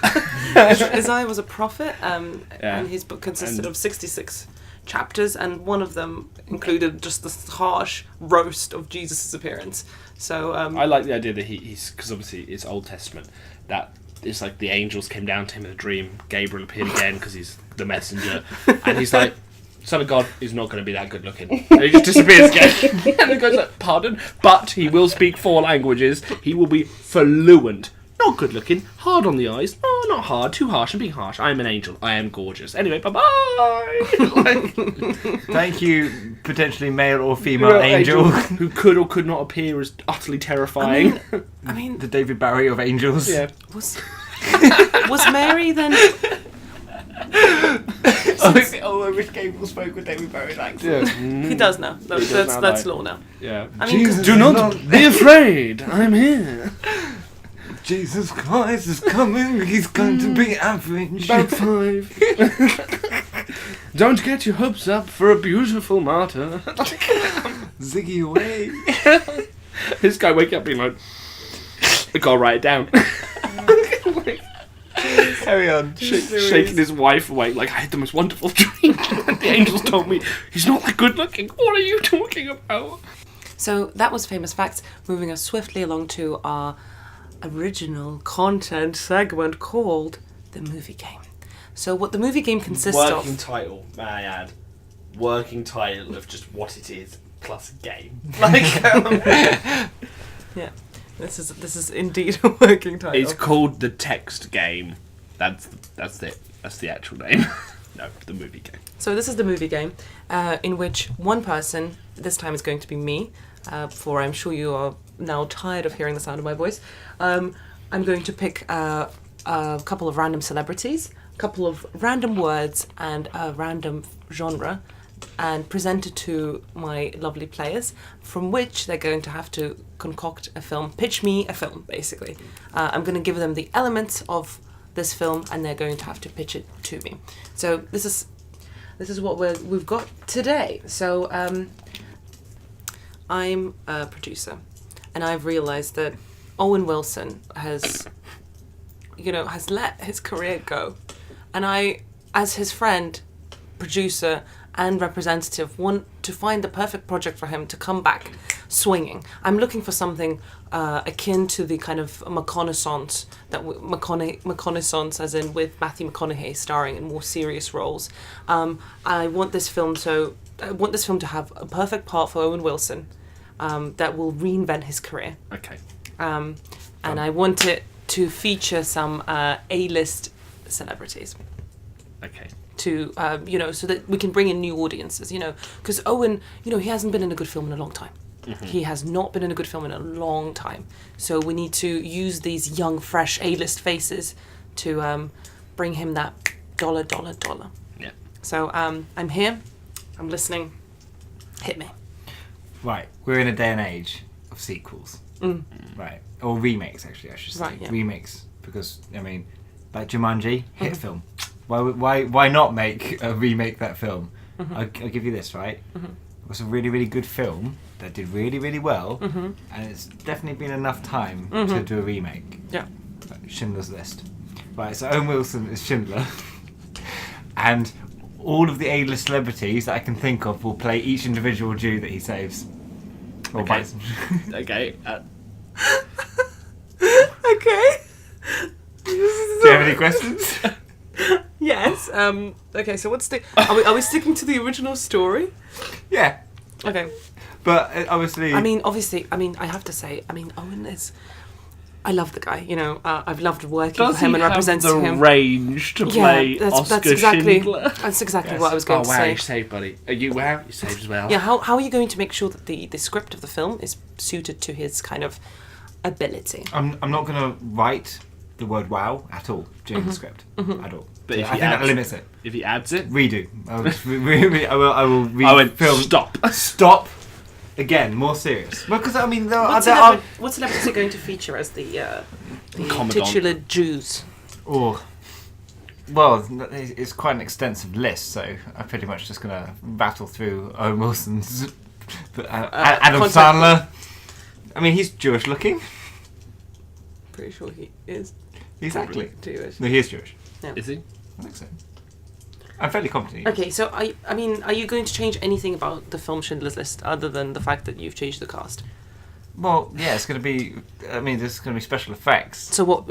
Sell me on this. What's the big trailer scene that you're going to hit me with? Right. So What we're going to put in the trailer? Picture this, right? Yeah. Owen Wilson running down a corridor. Okay, so I ran down the corridor. Gunfire all around. I don't think Oscar Schindler did this. You're already crying. It's so emotional. He's running down the corridor. Right, he's got papers in his hands. He's running. And he hears gunfire, explosions in the background. He's got the pans over his shoulder. And he's got loads of Jews following him. He drops to his knees, spilling all of his papers over, and he's like, "No, my lists!" And it cuts black, and that's like the teaser trailer. Then the teaser, right, and then it goes. Wow comes up on the screen, big block capitals. The O disappears, and 2 comes in World War II.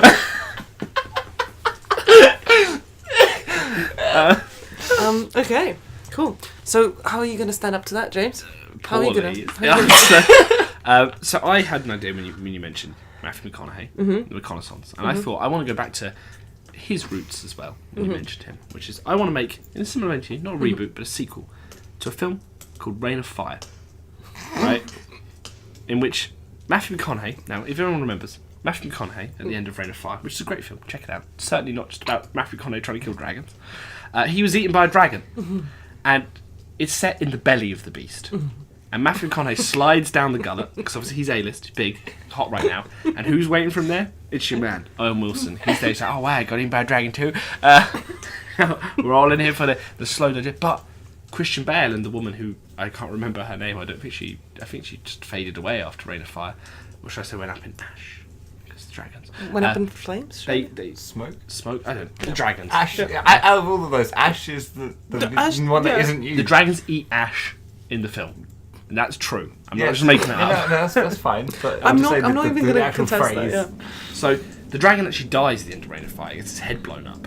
But Matthew McConaughey, Owen Wilson, they don't know it's dead. To them, there's just a stomach, you know. They build a life for themselves in the thing. How are you going to keep this film high energy, considering McConaughey and Owen Wilson are both It's such a survival agreeable story. dudes? They've got It's to a survive. romance. Where's the drama? It's about 2 men in a very confined space finding one another, but also against the enemy that is the decomposing body. Because of it's the so dragon. dark there. Yeah. They find each other. And of course they have to huddle for warmth.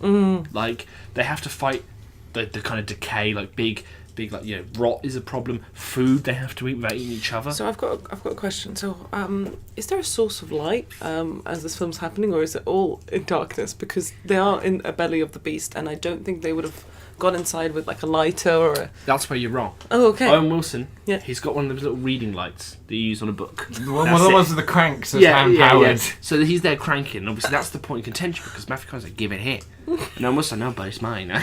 I was smart enough to get eaten with this hand crank, it's mine. And this is the conflict between the two of them. It's called Reign of Fire 2. Yeah. Share my light. Because really they Oh, nice. they end up, and when by the time the dragon has decomposed to the point where they realise that they could have left a long time ago, Yeah. they've fallen in love. They walk off into the sunset. You know, I think it could get awards. Yeah. I really it's do. definitely Not good ones. We're talking Teen Choice Awards. We're not going for too high, but it's got a good message. It's got a good heart. It actually does have a good heart. The dragon's heart is a character in the film. It's so big and scary, and It's dead, so it's not even moving. that's the thing. That's the thing. We don't know what this beast's anatomy is. We can have the CGI guys just come in and make all kinds of mental stuff. Like, who's to say dragons' hearts don't come alive and try and eat the people in their stomach after the dragon's dead? Eh?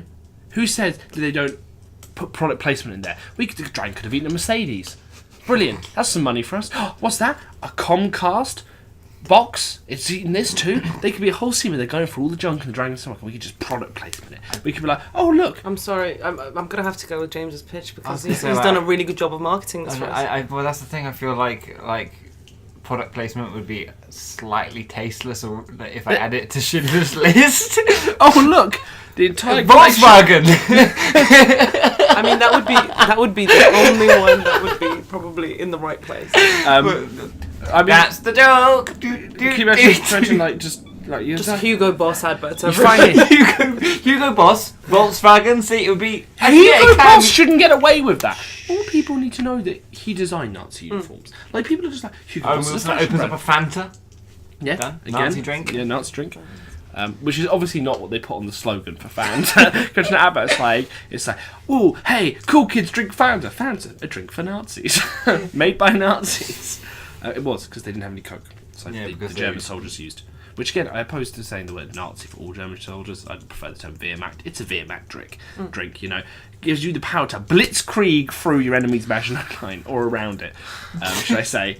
So that was the movie game. Thank you so much for playing. Thank you for your incredible idea. I've gone with James's for this round. I do believe that he's got a much more marketable idea and a specific list of A-list celebrities. I feel like a film set in the belly of a dragon with Matthew McConaughey and Owen Wilson really forced up against one another, surrounded by decomposing flesh, isn't necessarily a good film. Yeah, but it's definitely going to go to Cannes and win some award there. Yeah. Yeah, so that's what I'm aiming for. I'm aiming to restart Owen Wilson's career and stop him from advertising any more sofas. Oh wow, so was covering.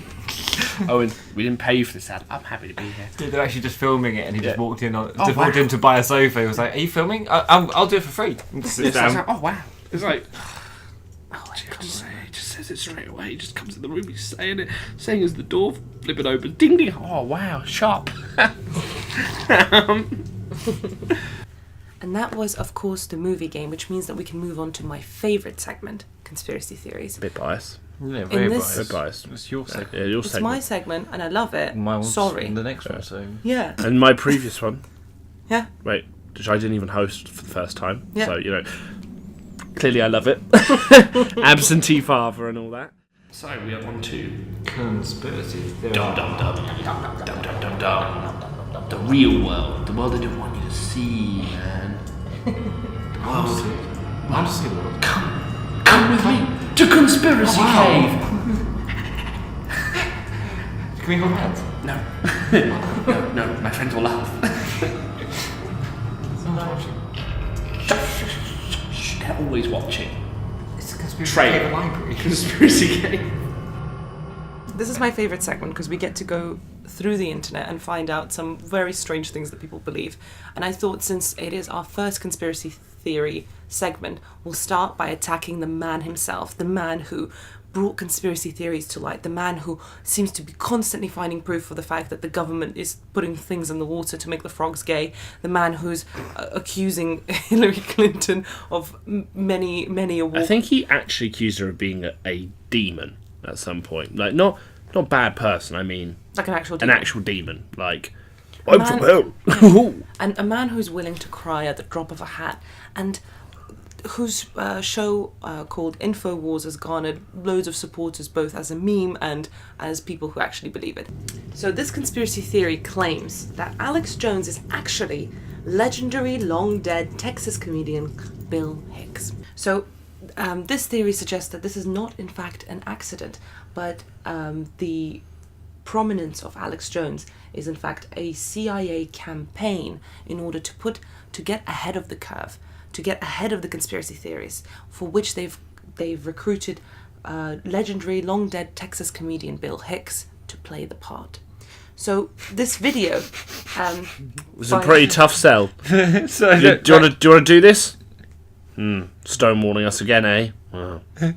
So what you're saying is the fact that the CIA faked his death and put him into this role. No, I prefer the idea they brought him back. Yeah, exactly. You're playing a nut job. What? Wait, what? I was in heaven. No, I think it's more like the CIA brought Bill Hicks back, and then he was just insane and didn't understand, because obviously and they were like, perfect. He had lost a part of his soul. Yeah. So they were like, right, I don't know what to do with him now. I mean, we wanted to do something more constructive than just put him out there as, you know, We spent billions resurrecting him, and now we're just going to use him to soak up conspiracy theories, I guess, yeah. I like how out of everyone that has died and who the CIA wants to bring back, takes comedian Bill Hicks. He really liked the Goat Boy sketch.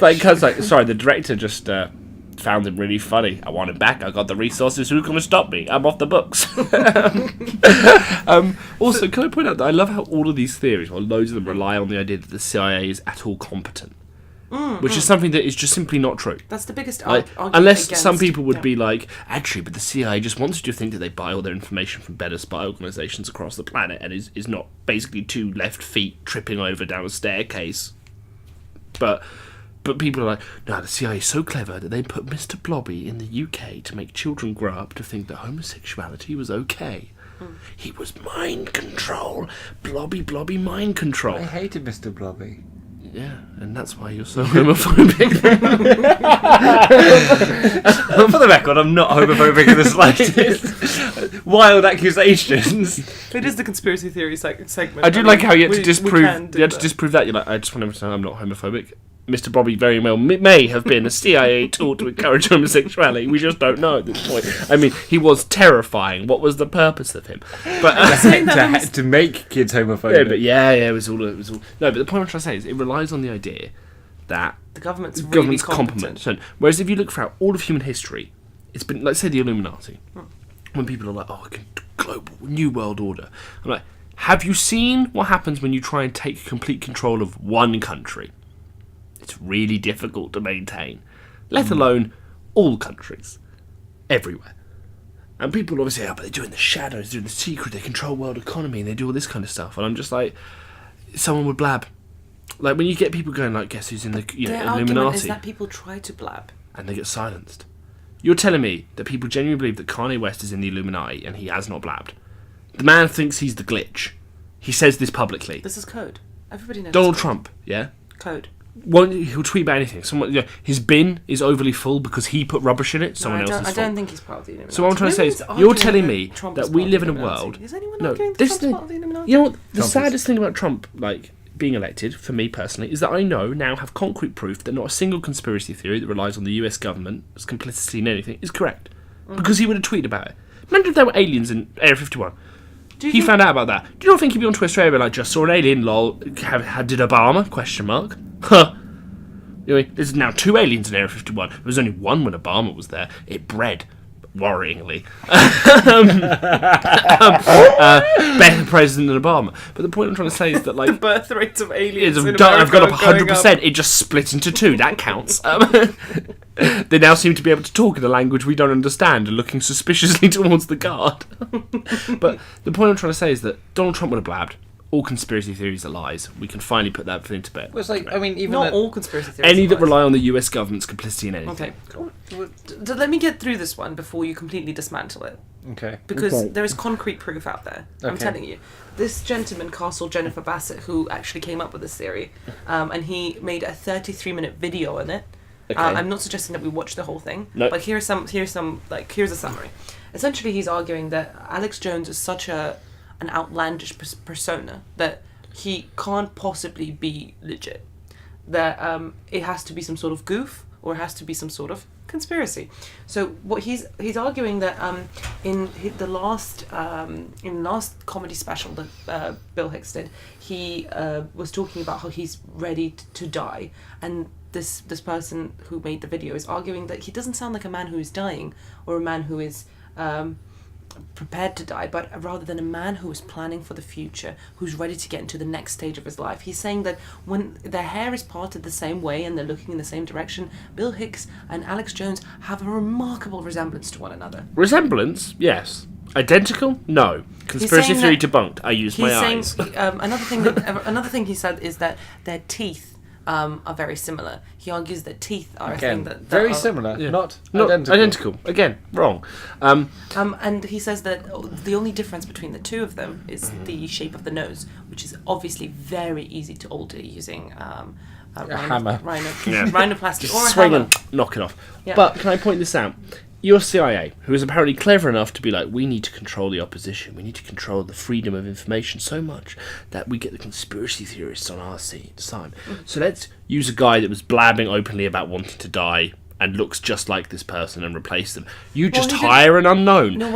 You would just hire an unknown guy. You would just hire an unknown guy and force him to prominence. You get Billy, just some random guy like, yo, I'll do it. Bill died from pancreatic cancer. That's what he was saying. He was saying that he was stopping his tours because he doesn't feel well enough to continue. And then he died. Supposedly. Rest in peace. Supposedly. No, but this is what I'm trying to say, is you would not go to all that effort at all to fake a death, to bring him back like 20 years later. You just hire an unknown guy. Especially things like faking a death with PC. Surely the CIA would do it with, I don't know, car crash or something. Yeah, not way something easier that's ways. really long. And also involves a huge amount of medical records, back and forths and whatever. Car crash, simple, done. We're not saying government organisations have their shadowy ways. This is what you should learn from us. And they're like, oh, God, car crash is so much easier. Why are we bothering with Mr. Blobby? But the point I'm trying to make is that people don't ever stop to think, is there a considerably easier way to do this? Yes. Because that's what a bureaucratic public service will do. Yes, That's why it's easier to film the moon landing than actually do it. Yeah, exactly. Therefore, and pay off all those it's hundreds of people that work. The moon's at a NASA painting anyway. It's we know hologram. Everyone knows. Yeah. So that was the theory that Alex Jones is in fact Bill Hicks. Because they look Do you similar. want to believe it? No. Well, no, we do. No, we do want to live in the world where every conspiracy theory is true, but Yeah. unfortunately, I don't believe this one on account. This is not the one for you. Just doesn't No, count. because people. This is the thing. You always. It's again. It's slightly similar. Actually, no. I am going to believe in this one. Why? I mean, I would hope that it is all just an act, and it's actually Bill Hicks is still alive, and he's just making a character, and it's all a joke. Because then that means that this person doesn't actually exist and believe some of the things he says. He does, yeah. Because I like Bill Hicks, and I kind of wish that he was still alive, and this was all just a big ploy from him, just being Yeah. fun. Joke's on you! I spread so much hate for fun. Would you really want that? No, okay. Well, I think it would be better than someone just spraying hate because they actually believe it. yeah, but I mean, It's the lesser of two evils. there's no winning in that. Next conspiracy. Next conspiracy. So, my favourite thing about conspiracy theories is when they try and bring Egypt into it, because inevitably any conspiracy theory Egypt. that you search will make links to Egypt in some way or another. Yeah, they have Adidas trainers, and Israel's trying to steal the pyramids. Yeah, or that the idea was that pharaohs were actually gigantic gods because or aliens because the depictions of them are all giant. And I'm like, what's more likely, that the pharaoh who looks at the mural and goes, why aren't I big? Because everyone should be looking at me. I'm the important one. I financed this tomb. Thank you very much. It's about me. Make me giant on the mural. Is actually just doing that because he's an arrogant king of an ancient era, or because he is actually a gigantic alien from beyond? Human ego, well documented, versus aliens, no proof. But what about the drawings of the spaceships? So what's the conspiracy theory? So the conspiracy theory says that the Large Hadron Collider is a device for awakening none other but Egyptian god Tutankhamun. Shiva. Oh, Shiva! Oh, yes! The Hadron Collider... The Hadron Collider? Which is the Egyptian name for it. Yeah. The Large Hadron Collider. Which, of course, the Egyptians had built when they woke up in the first place. Yeah. And it was like, stop this, go back to the Stone Surely Age. they would build it in Africa and not Europe. I don't know, man. He went on his holidays Look. and never came back. Yeah, that seems like a really Anubis, far... can you not stay in Switzerland for a rest of time? Make me. So can you put the... Sorry, guys. Why can't we just build this in Africa? Yeah. No. No, Anubis says he'll only come back if, quote unquote, we build a gigantic Hadron Collider in Switzerland of all places. Then I'll come back. Yeah. Maybe he was being sarcastic. Well, let's prove him wrong. Let's prove him the price of sarcasm. So basically, this person is arguing, and they have a very reputable blog that's on WordPress.com, which means that obviously it is the height of science, where they argue basically that the Large Hadron Collider is being used to create a wormhole to bring Shiva back. I mean, there's so many other things that you could do with a wormhole. You could use a wormhole. So basically, he's saying then that bring the back a ancient god of Egyptian angry god. I feel like you could use a wormhole to kill a god. That'd be a more interesting plot. That's my conspiracy theory. Atheists, evil atheists, want to shoot God in the heart with a wormhole. Yeah, but surely being an atheist would mean that they do. But they wouldn't make such a. Surely fact, they'd they be don't at believe least it exists. agnostic because you would have to believe in a god in the first place. No. They didn't believe in him so hard that he intervened and said, "Actually, you should believe me, I'm real." And they're like, "We don't like that. We don't like being wrong. We'll kill him." Then we're right. God proved his existence to all atheists, and now they're going to shoot a shoot a wormhole through his heart, just so they can be right. And that would kill God? In my head, it would. Cool narrative. He's like, a wormhole, and then he This isn't the movie round, James. implodes in on himself, and then he's forced into the other universe on the other side of the wormhole. I may not understand science, and he's fired into the other universe, and then he's Just his stuck heart there. is. He's just stuck there with him and Shiva. She's like, they did it to you too, did they? Back in the day, the Egyptian atheists did the same thing, built a big hadron collider out of rock and wood and papyrus, and fired it into him to create the wormhole through your heart. And he's like, yeah, knocked you back here, did it? Well, You look around and there's just like several other gods floating in space, like, you managed to assholes. yeah. every time you, they just fire you up. This is all your fault, Ra. Yeah, he's like, ooh, yeah. So the argument basically for the fact that this is true, that like CERN is trying to bring Shiva back, is the fact that there is a statue of Shiva opposite the building. It's the fact that like we know for sure that using the Large Hadron Collider, which by the way was used and no wormhole was created. They've been using for several years. Also, I love these conspiracy theories because they're always like this. We know it's true because they obviously left evidence. Rather than being a secret cabal doing shady things, they put a statue across saying, "This is the God we worship." That's like them being like, Guys. do you reckon the Christians are using the Hadron Collider to unshoot God in the heart and bring him back and undo the work the evil atheists That's why did? they want to discover the God particle. Also How do known we know as they're Shiva. doing that? They built it in a giant temple and they have a giant cross across it and they keep saying, "This is what we're doing in the name of Christ," but don't tell anyone. Guys, but like it doesn't matter what the theory says. We by discussing this particular theory have opened a wormhole, some might say, to the comments of the people who believe this crap. Oh. So Hey, don't call it crap. That's There's what the evidence. atheists want you to think. The Atheist Assassin Organisation. The Atheist So- the Atheist Assassin Alliance that goes around shooting AAA. wormholes. AAA. The AAA goes around shooting wormholes And fixing your car. and fix A. That's the double A. What's the triple Completely A? different. The AAA kills God's Oh, wormholes. sorry. Okay, I get them confused. I always miss down on my phone. I'm like, "Hi mate." You found a God? So my car's broken down. My car's broken down. Can you come pick me up? And they're like, "So you want to shoot God in the heart?" I'm like, "Oh, sorry, I've called the wrong number again." Could you damn atheists again? Triple A is also a name of a drag band, so it could also be them. It's also a That's the battery disgrace. size. The battery to kill all gods. Yeah. Guys, so here we go, right? Are you ready to hear like the theories of the theorists? Okay. So Eclio says on November 17th, 2015 at 3:25 a.m. he says, in all caps, might I add, sounds like it's just a teleporter for the intervening aliens on this planet for our resources and the deliberate exhaustion of our resources to make us need their help. Pope is going to say the aliens are with him and are here to help. Bull. They want a slave species, biological reasons, sanitary, read Allies of Humanity, Book 3, resist the intervention. We do not need their technology. So wait. So the aliens want our resources, so they're making us use all our resources So to they make need a our help. teleporter to get to. So we need their help. To give them. So their so own far resources. they've lost resources. This is like bumblebees. Yeah, this this is is like like- giving a bumblebee honey. This is like some terrible game of Civ with someone who's never played it before. Just wait a second, that trade deal's the worst trade deal ever. You just gained stuff.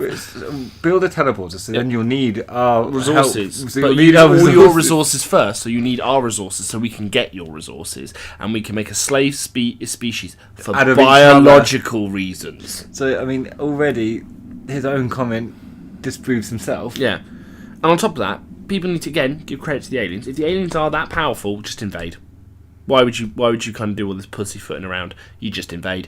You just be like, you're a slave species now because we blasted your world leaders from space all at the same time. Yeah. We'll God's do- next. Yeah. The AAA. Yeah, the AA's like, fire the wormhole. If it can kill a god, it can kill these aliens. Unless gods are all just different alien species that have visited Earth. Yeah. And they're actually at war with each other, and they're trying to use humanity to... But they all look really similar. Well, that's why all the different religions celebrate to worship different gods. Yeah. Because it's all just different aliens. Yeah, different aliens, and it's just trying to get their favour. Can and I they're going to point build out, a wormhole to in shoot this- each other in the heart. I like how in this series, most of them had the kind of forethought to appear somewhat human, so we wouldn't reject them.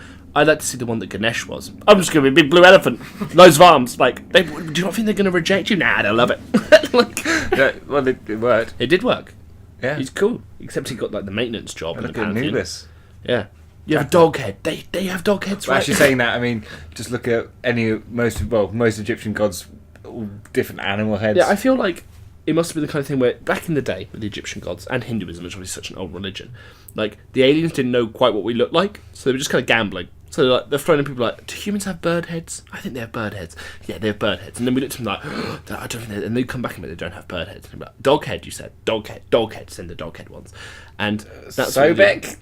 Crocodile. And it's Crocodile head. And then eventually they worked out that we've got people heads. And that's when you started getting... then you started getting those and humans that's have people heads. And that's when you started getting things like the Greek pantheons and things. Yeah. Of antiquity where they all looked human. And they started being more and more human looking. Because they were like, we've worked out. We can lump them in with Rome because they're the same. Yeah, they're saying Romans are just there like, don't copy my homework. I'm doing it. I won't even change the names to some of them. But also, to be fair, the Romans did shift some things around. Like Mars Alto is far more powerful in the Pantheon than Ares, who is just an angry little But I'm just saying, I feel like I prefer our conspiracy theories. The atheists want to kill God with a wormhole. I think in this round we do win. Yeah, we win. We beat them. We have no evidence, but they don't either. So read us some more comments of these people. Lokesh says at 4 o'clock in the morning. Again, it's this trend. It's when people have gone down the hole. Yeah. People have gone down the conspiracy hole. You know when you're on YouTube and you've clicked too far and you start kind of find yourself on the weird I don't want to point too many fingers at people doing things at ridiculous times of the night. I mean, our name is literally the Late Shifters. No, but I'm saying that... And you found us that way. And your soul is damned. Oh, yeah, exactly. So Lokesh says, how the people are foolish. There's so many ellipses in his comment. I feel like I want you to understand that every time I take a pause, there's another ellipsis. I would prefer it to be a dramatic reading, how the people are foolish. No, so how the people are foolish. Maybe the scientists are not fools, but fools may be science. What does These are... So you've skipped one line though. What did that line say? Looking over your shoulder. Better to start mandir and do puja. Okay, that's a good start to a sentence. What hell is this? And I am telling, many scientists did hard work to make communication easy. And whole world is running with engines, auto-made, IC engines, and not using foolish thing here.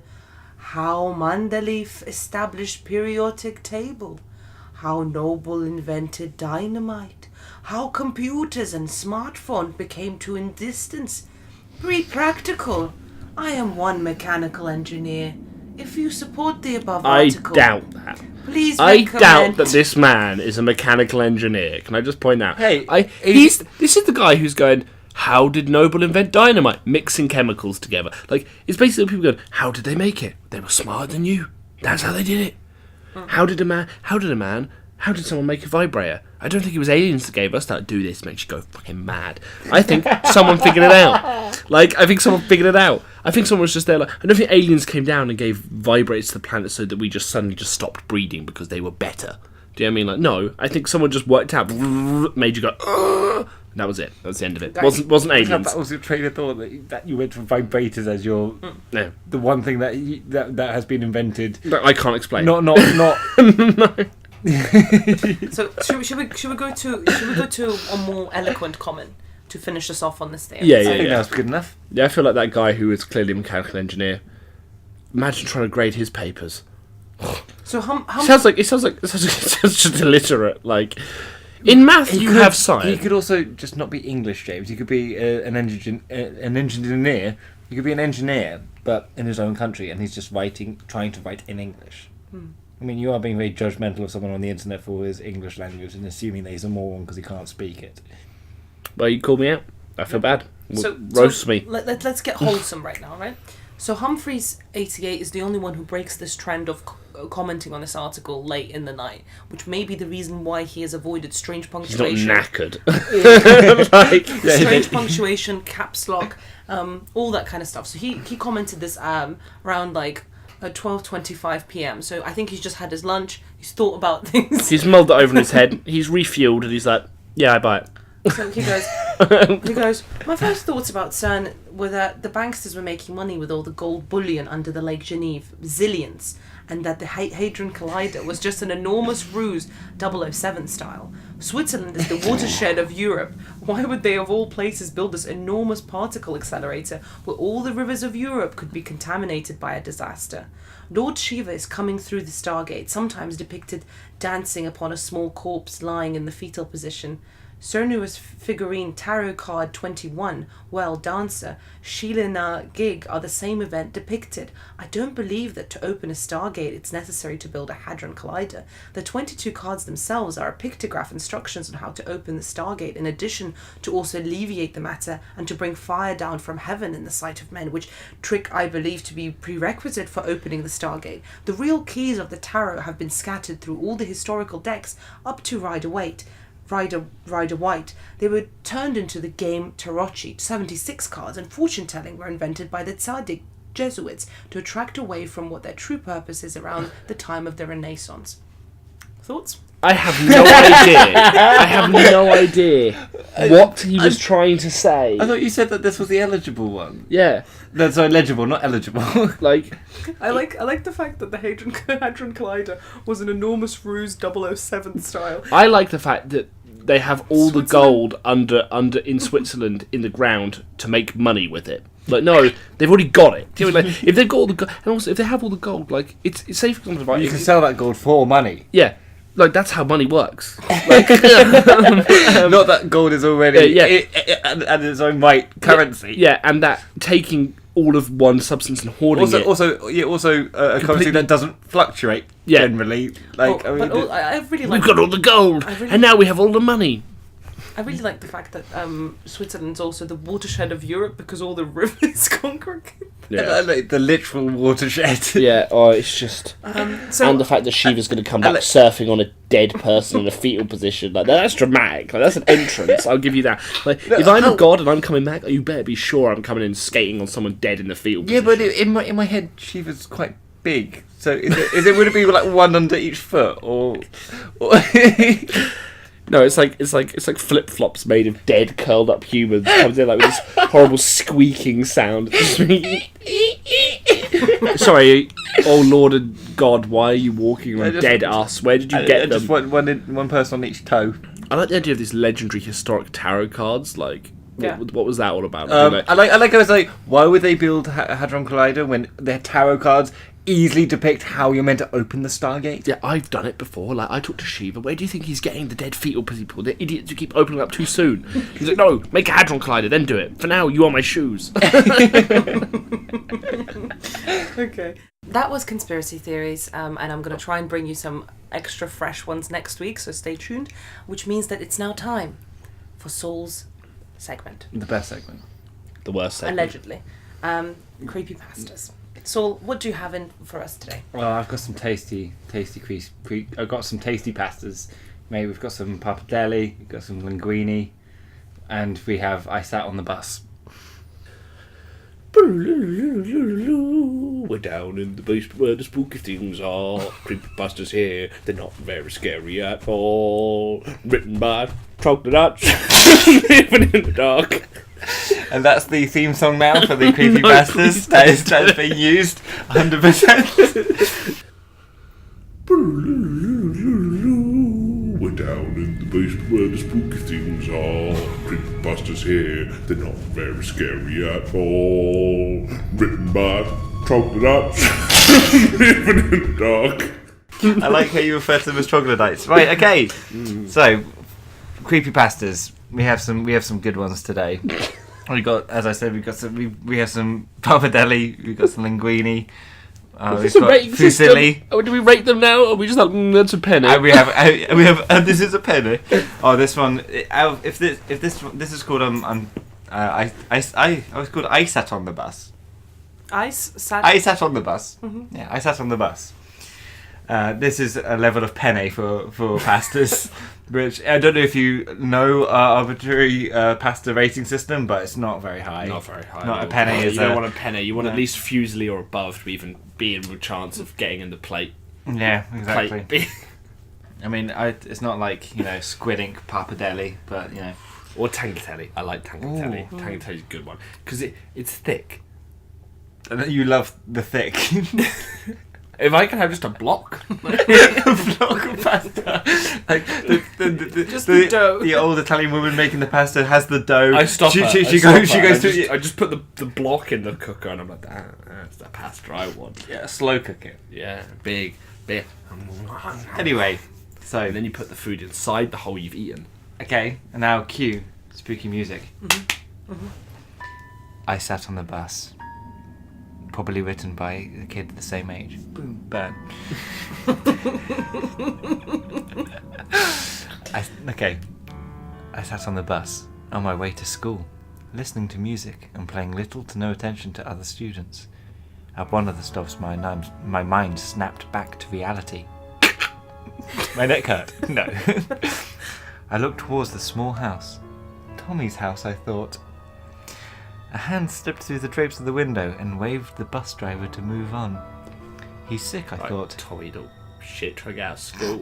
Just waving him on. Yeah, you can just do that. Just put your head out. Fuck off. Mum, look at me come. Wait, did you think Tommy went out of his way? He fucking... Is Tommy by his own? Go away. Tommy learned how to do VFX makeup just to make sure that his hand looks like a woman's an he older done his woman's nails. hand. His nails had his jewellery on. Tommy, you better not be doing that nail hand trick again to the bus driver. You know he's a moron. He was using that hand for something else, but then he's like, perfect opportunity. Wave him on. I'm my mum. Anyway. Let's not go into why Tommy has made his hand look like... Is Tommy our protagonist's friend? Because it seems strange that he... knows his name. First of all, knows his name. Second of all, his mind, snaps back to reality. Well, yeah. There goes sanity, because we are in creepypasta world. Good one. There we go. Eminem. He's happy with that. Thank you very much. He's clapping. I can hear him now. But also, he needs it. Yeah. His career is really going on the Twitter. No, now he's going to hate us. Now, if you do in some arbitrary world where Eminem does actually listen to us, he's going to go from being like, to be like, no, angry now, Eminem angry, and he's going to bring his literal legion of fans after us. They're going to stab us or something. Well, at least we get the notoriety. We can be like Putin. Not. I think more Putin's people... very much alive. I'd rather be irrelevant and alive than famous and dead. Hey, can we continue with the story? I just wanted to. The only thing I wanted to say is that the protagonist sounds very cool because he's on the bus, paying no attention to the other students and listening to music. That's really hardcore. That's pretty. Is it? I mean, that's pretty much my daily routine. Yeah. I mean, when I was at school, sounds really cool. Also, he cares about his friends. Again, super cool. Or he's a loner. We don't know he cares. He might just be a loner. We don't know. He's not actually. We just know he knows who Tommy is. Tommy may be his enemy. Well, okay. At your school, were the cool kids at the back of the bus all there with their headphones on, not talking to each other? No, they were all there being rowdy, mate. They were being rowdy, sipping Bacardis. Yeah. But anyway, I didn't have a bus. We didn't have that system. But when we went on the coach to go places, you better believe the back seats where the cool kids were. And they were all sat there, headphones on, not talking. Staring down on the ground, solitary. And then they would all snap up and look. Tommy's house. He's sick, I thought, paying no large amount of attention to the situation. No large amount. No large amount of attention. That's such a weirdly worded sentence. I gave a moderate amount of attention. But not a large amount. Not a ridiculous amount. Don't worry, James. The day flew by. I watched the local news channel after school, and what I heard paralysed me. Is that what it says? What did they say? Did they say like? They said don't stand up too quickly, you'll injure yourself. And he just lunged up, back went down. He goes, "Mother, it happened again." No, Tommy's entire family was murdered that day by an unknown suspect. The news said, knowing who Tommy is. After hearing this news, I moved back to my room and quietly fell asleep. Do you fall asleep loudly? I did not give a single shit about Tommy. I was already paralysed. I had enough on my mind. I had to crawl up the stairs. Mother, I think this one's permanent. I said. I'd love to see the intro and the music. It's like the bus driver being like, "Well, I guess I saw the assailant because a hand waved me on, and you know me, I just obey a waved hand." Like, I've been there. Like, well, as soon as the Hendersons figured it out, the kids would wave me on. And I'd go when one of them was coming out to the school bus. The mum would come out, watch him run. Go on, and I'm like, okay, off I go. The kid would be like, Anyway, went to sleep. So he quietly fell asleep. I love that the unknown suspect. They've been murdered by an unknown suspect. Rather than a known suspect. It was like, oh yeah, he left a picture. he left his Skype and his LinkedIn profile linked there, like, you know, like Billy like, murderer. Interesting career though. Well, you can have known suspects. Someone that's a suspect. No, but you can't suspect somebody who's unknown. Yes, you can. What are you talking about? You can't suspect someone. Sometimes it's like, we don't know who did it. I suspect no one. I suspect no one did it. I suspect that she just ripped her own throat out. Guys, the next day, I sat on the bus. Oh no. Repetition, I like it. Yeah. We drove past Tommy's house and the bus driver, unaware of Tommy's family's fate, stopped at his house. Oh, he's really uneducated. I think he's okay. He's uncultured. I was about to get up and explain to her what happened. Just walk up to her, be like, he's dead. Go back. The bus driver. No, I know, but I'm saying like running down to this woman who just stopped, just along the side of the bus. She's like, he's dead. No, got brutally murdered. He's in the bus. He's just getting up on the seat. No, I mean, you know they've got the little box. Yeah, they've got the divider between them and. Like, no, I'm assuming it's an American school. Oh yeah, they wouldn't. No, Americans' yellow school bus is literally just in the front. Yeah, so you just say this. You're this driver. You're this woman. They're not so scared of stabbings as England is. Yeah. They drive up. She drives up. She's like, better just do my old routine and stop where I am. Turn around. There's this kid who's usually pretty cool, by the way, running up and down. Headphones still in, not plugged in though, dangling, whipping kids in the eye as he goes past. Runs up and goes, he's dead. There's no point stopping for him because he's dead. And she's like, I thought you were paralysed. So like, how do you? Clearly not. You clearly scammed him. Also contradictory statement as it says, we drove past Tommy's house and the bus driver, unaware of Tommy's fate, stopped. Is that the dead kid back then? Surely it wasn't past then, it was at. Anyway, being very nitpicky. I'm just laughing at the idea that this bus driver pulls up one stop along, waits there, and they're like, Miss, Tommy's dead. Who's Tommy? I've just stopped. I just stopped at every kid's house. We've gone past. I didn't even know that's what American buses. I don't know how they work. Do they stop at? Yeah, they stop at each house. I thought there was like bus stops. No, they have like a route. Weird. Sometimes I think in some neighbourhoods when they're really busy, they have like a particular like designated stops, and sometimes they have like in a smaller town. Yeah, like, I've seen TV. Yeah, no, I remember. I've also seen TV. Yeah. No, high five. Yeah. I'm sorry. Okay. Okay. Continue the story. Sorry. Stopped. As I was about to get up and explain to her what had happened, something caught my eye. A pale hand slipped through the drapes of the window and waved the bus driver to move on. I sat on the bus, terrified. Why not ring the police and go, Finn? You know that Bow. Curtains closed. Encore. I've been There's murdered. no more. I've been brutally murdered. You drive past. Is that the end of the story? Yeah. Which was great because obviously on the news article they had a suspect, but they didn't check the house because the guy's still there apparently. That's what I'm saying. Like, or even better, he's come back. So you want to come, you rush like, I was terrified until I called out the policeman. Yeah, you know that guy who just killed those people? Back in the house. So, toot sweet, get down here. He's in here waving at traffic. Like, he didn't kill the family for any other reason than wanting power. Why did he need to wave the bus off? Like, the kid's dead, yeah? The bus pulls up, kid doesn't come out. Do you think the bus driver goes, that's it? I'm tired of these truant kids. Rolls up her sleeves, marches into the house. No, she's just gonna go. No. The bus driver actually, it's actually a medical condition, James. The bus driver pulls up and waits there indefinitely until some child exits the house. Just paralysed, just like, I can't leave this place until a child is on She's my got bus. like OCD. She's like, bring me a child. Like, she's like, miss, we've been here for an hour. Can we bring me a child? Bring me a child. Bus I know drivers that's need just children. you with makeup on, Jimmy. Yeah. You're already on the bus. Yeah. Also, I just love that I was paralysed. Like, paralysed with fear, yes, but not just be like, oh, I was paralysed. That implies something completely He different. just wanted to share something about himself as a Mother, character. change the channel. I don't want to. Mother, I don't want to watch the news about Tommy. I'm sorry, I'm just going to go to sleep quietly then. Instead of screaming. I was terrified until I realised that I was on a bus surrounded by witnesses and the man was in the house waving at traffic. Do you think the man also did the hand manicure? Pale hand. No. Are they?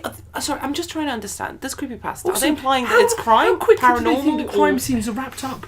How? It's not a day thing. You've got forensics teams, especially with a murder. It's like It's probably forensics. It's probably forensics. Like Pale hand Yeah. means a rubber glove. Yeah, like please move on. Like, Oh my this God, is a we've solved grisly the crime mystery. scene. Yeah, we solved the mystery. The pale hand was actually just a Yeah. white rubber glove because it's the forensics team trying to figure out what happened to Yeah, Tommy's still in the family's house because of the brutal murder. Yeah. Unless we don't know it was a brutal murder, it could have been a simple murder. Right. But it could have I been do a feel gentle, bad- quiet murder. I do Could feel have been bad for pillow that. on the head, pillow on the head, pillow. It's a merciful way to go, isn't it? No, it said in the news that's called brutally murdered. Okay, no, sawed him in half. I just feel bad for the forensics team. It's like, right, Tim, you're on a bus patrol. What? Just wave at all the buses. Yeah, wave them away. Don't let any of the kids come in here. Like, you know they do that. You know, I feel like those are two adults who've forgotten how school buses work. They're like, what happens if the bus pulls up? Do we tell the bus driver? No, that's bad because if you don't tell the bus driver, all the kids get off and come in the house and they'll see the murder. So we've got to wave them on. Like, they all come in chanting like, Tommy, Tommy. Okay, I want to hear the next one.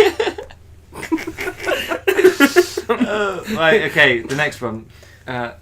What's this one The called? pills. Oh yes. I can't wait. Old people banging, I know it. What's the little blue ones? But they made me see ghosts. But they gave me the rock hard on. If you, okay, so you're elderly, Saul. Am I? Johnson's gone to sleep. I look at my hands in disgust. Like Saving Private Ryan Paralysed. gif.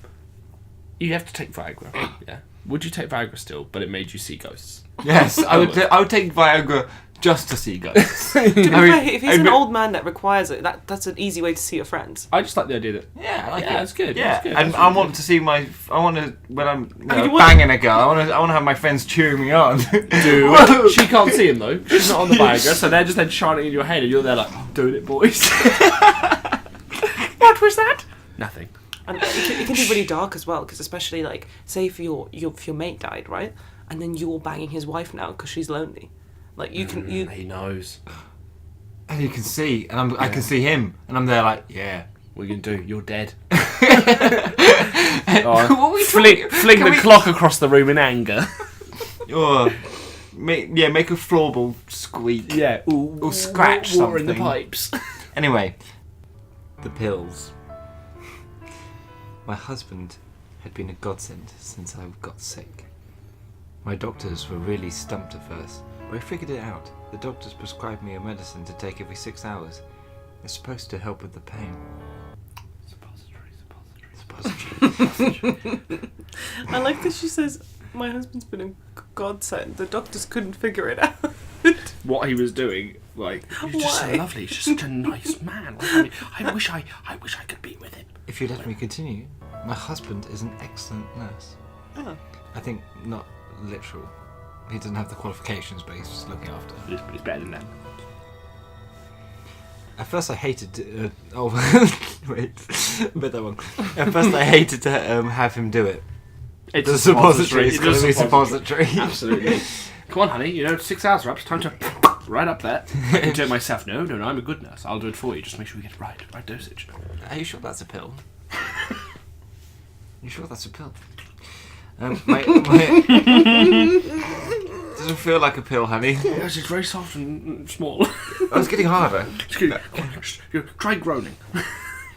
My illness was turning me into a person I didn't recognise. Butt slut. guys. Soon I started to crave this poetry. Moody, temperamental, and very impatient. Yeah, no wonder. Like, For the she's- butt. But my husband just kept going. Giving me the tiny blue pill. No. Why were you Not a very polite name. blue/green pills? Sorry, not just blue pills. Not Viagra. Definitely not Viagra. You mean to tell me that you faked my illness and have just been shoving Viagra up my rectum? I'm not a good person. I've never claimed to be. But my symptoms worsened. My nose started to bleed profusely. Oh, it's Attila, Like in mate. an anime? It's the story of Attila. Yeah, it's just there like, stop putting pills at my bum. I am warrior, king of the Huns. Look, so you need another one. Who's his husband? No, little member Attila, don't worry. I can no longer tell apart which bits we've just imagined for the story and which Okay, bits are actually the in there. reality Are they of this- actually suppositories? No, it hasn't it said. doesn't said. So yes. It hasn't said. But my husband just kept going, giving me the tiny blue/green pills that would cure my ails. But my Clearly symptoms not. worsened. Clearly not. My nose started to bleed profusely. My husband left a message with the doctor, but no response. I started developing bruises, and my stomach was always upset. The doctor apparently thought this could be solved by an increase in medicine, so I began taking them every 4 hours. Turns out he wasn't a doctor by the sounds of it. I smiled pitifully at my husband. He told me that smile is pathetic. You look pathetic. Disgusting. I'm ashamed to see that. Stop smiling like that, you weakling. Thanking me for his devotion and swallowing the... Oh, swallowing, there we go, figured it out. Maybe it's both. An anus can swallow. So I just want to point that out. An anus can swallow. Swallowing that bluish pill. He ran a gentle hand through my hair. A fistful of hair came out along with it. He tugged. No, he didn't. He didn't tug. Really fucking hard. You said that was for the smile. Don't ever look so goddamn pathetic again in front of company. I cried and cried. You bitch. But he really just needed to be alone. I sent my husband to the store. A few minutes after I left, I realised I needed to take a dose. I weakly climbed out of bed and made it to the medicine cabinet. There were my blue pills scattered loosely around the cabinet. I grabbed the pill bottle and screwed the cap so I could dump them back in. My pills were white. You mean to tell me that the murderer who was trying to kill his wife with medication didn't throw out the original medication, in fact, left it in the bottle because he assumed that his wife would never take it, that he would never be away from her, he would never discover that? Is that the end? Yes, that's the end. Okay, he never came back from the shops, I'm assuming. I'm assuming he was just there, like, just started running. He's just, I'm caught. How would he know? He just knew. Like, he was like, wait a second, that was time for... Because if he's that regular, keeping that tight, poisoning his wife, he's going to be like, dang it, she has to take a pill now. She's going to stagger out of bed when me, the moron, has left an entire bushel of these are the real pills, and I've just left my rat poison on the side. Right. Well, they could have just been doing nothing. They could have just been gazebos. Yeah. Gazebo. It's a reference to it. If you haven't seen, because obviously, you know. Thank you. Someone got my reference. Right, so the next one. We're getting 3. Is this a bonus Yeah, round? 3. Well, it's normally 3. We did 3 Yeah. last time. So the third one is the mirror. Now, I just have a hazard a guess what this could be about.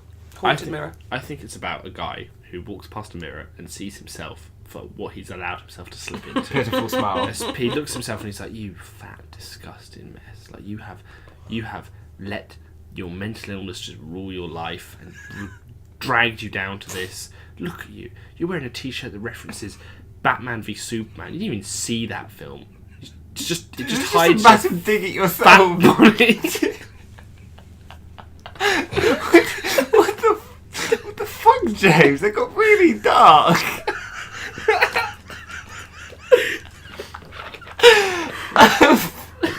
Go shower. You're bored. Right, okay. The mirror. This has to be kept to himself. Yeah, oh, this definitely. The antique mirror. The antique mirror couldn't have been more perfect for the wall above her bedroom dresser. Was it an antique wall? This one wall is very old. It's been here since the Romans. It took Janine 3 months of searching to find just the right Well, one. of course she's old, so she thinks that the antique is like great because no young girl called Janine exists. Also, I like to forget that the house salesman told her about the bogus wall. Very old wall. This one wall, magic. It took Janine 3 months of searching to find just the right one after her ex took the previous one out of spite. Prick, she thought, smiling. You lose.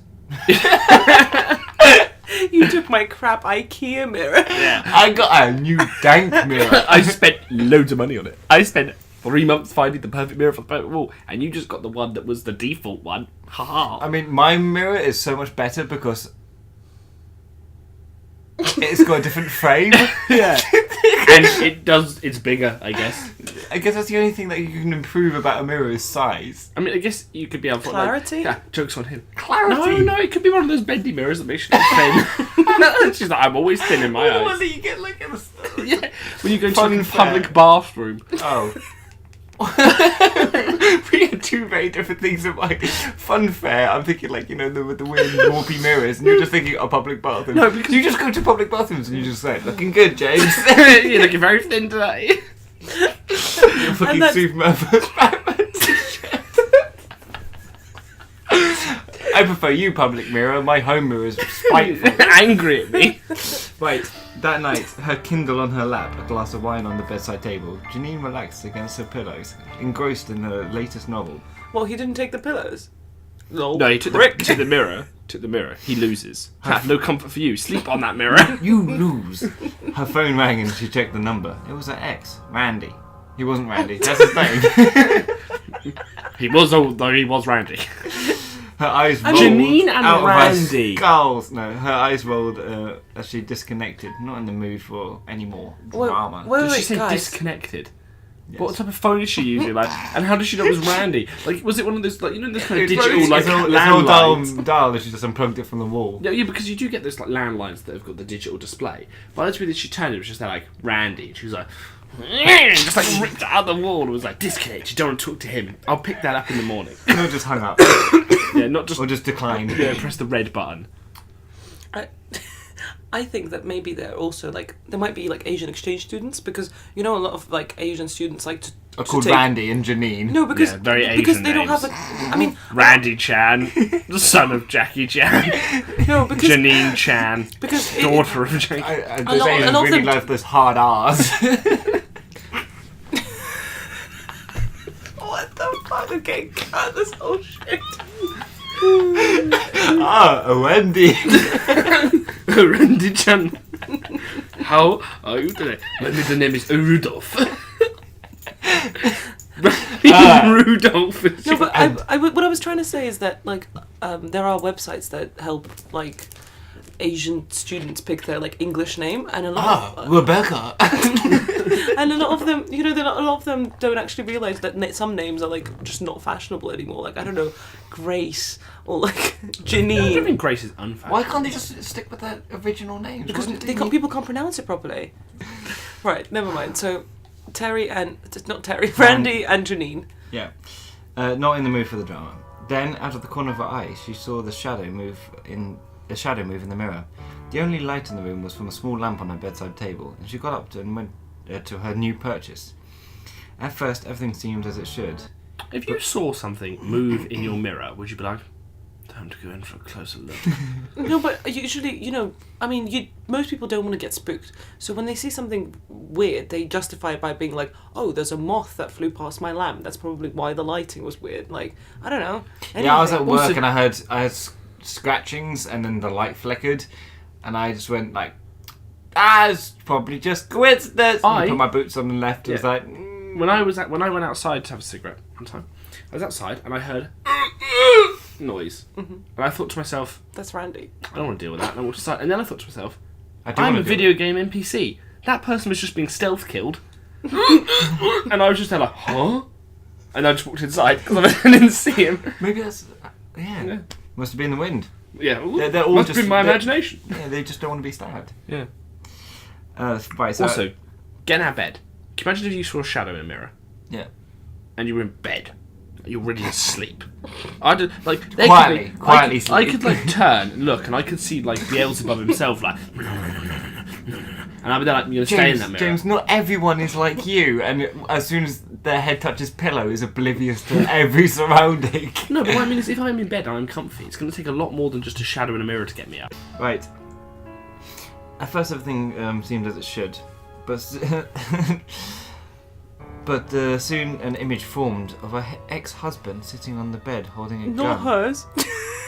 Huh? Not her ex-husband. Just an ex-husband.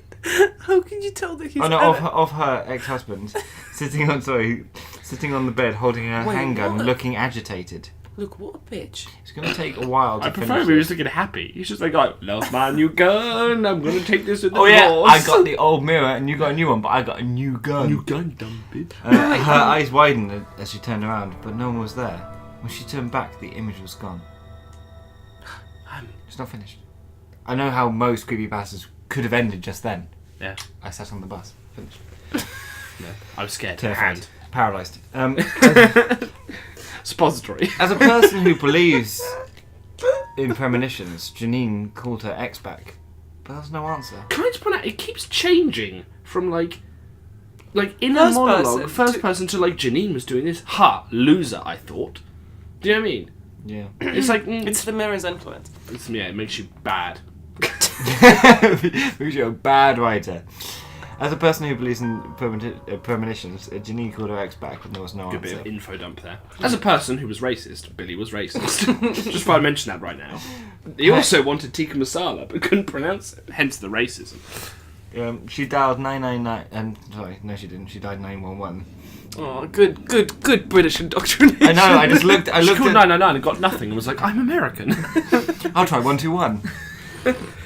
There's a ghost in the mirror, that's not an emergency, call 111. Oh yeah.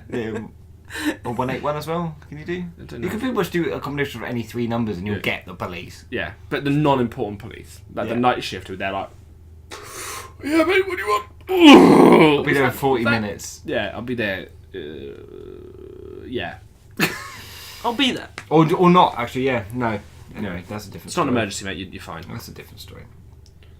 Panicked, she dialed 911 and told the dispatcher she thought Randy might be suicidal. And he was like, who's Randy?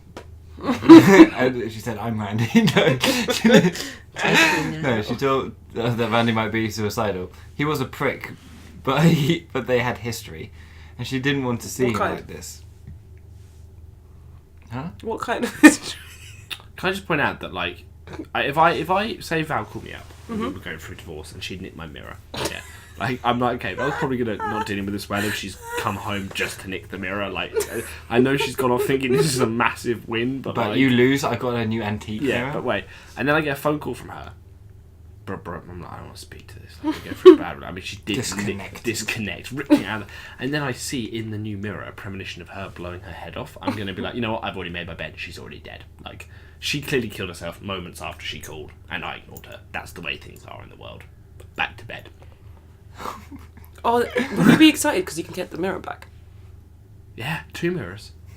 You lose. And now I can make it look like there's infinite amounts of me. Infinite me. Maybe if you bring the other mirror, you can watch him blow his head off, like At every all the time. angle. Well, like a hairdresser. He was a prick, but I want to watch him die from every angle. He was a prick, but they had history, and she didn't want to see him do this. 15 minutes passed, Call and him. her phone rang. This is Officer Duncan, Miss Milano. That's a weird info dump again. That's her name, Janine Milano. We've located your ex-husband's car. Yes, she asked, watching the doorknob turn. It's parked in front of your house. What? They found... Okay.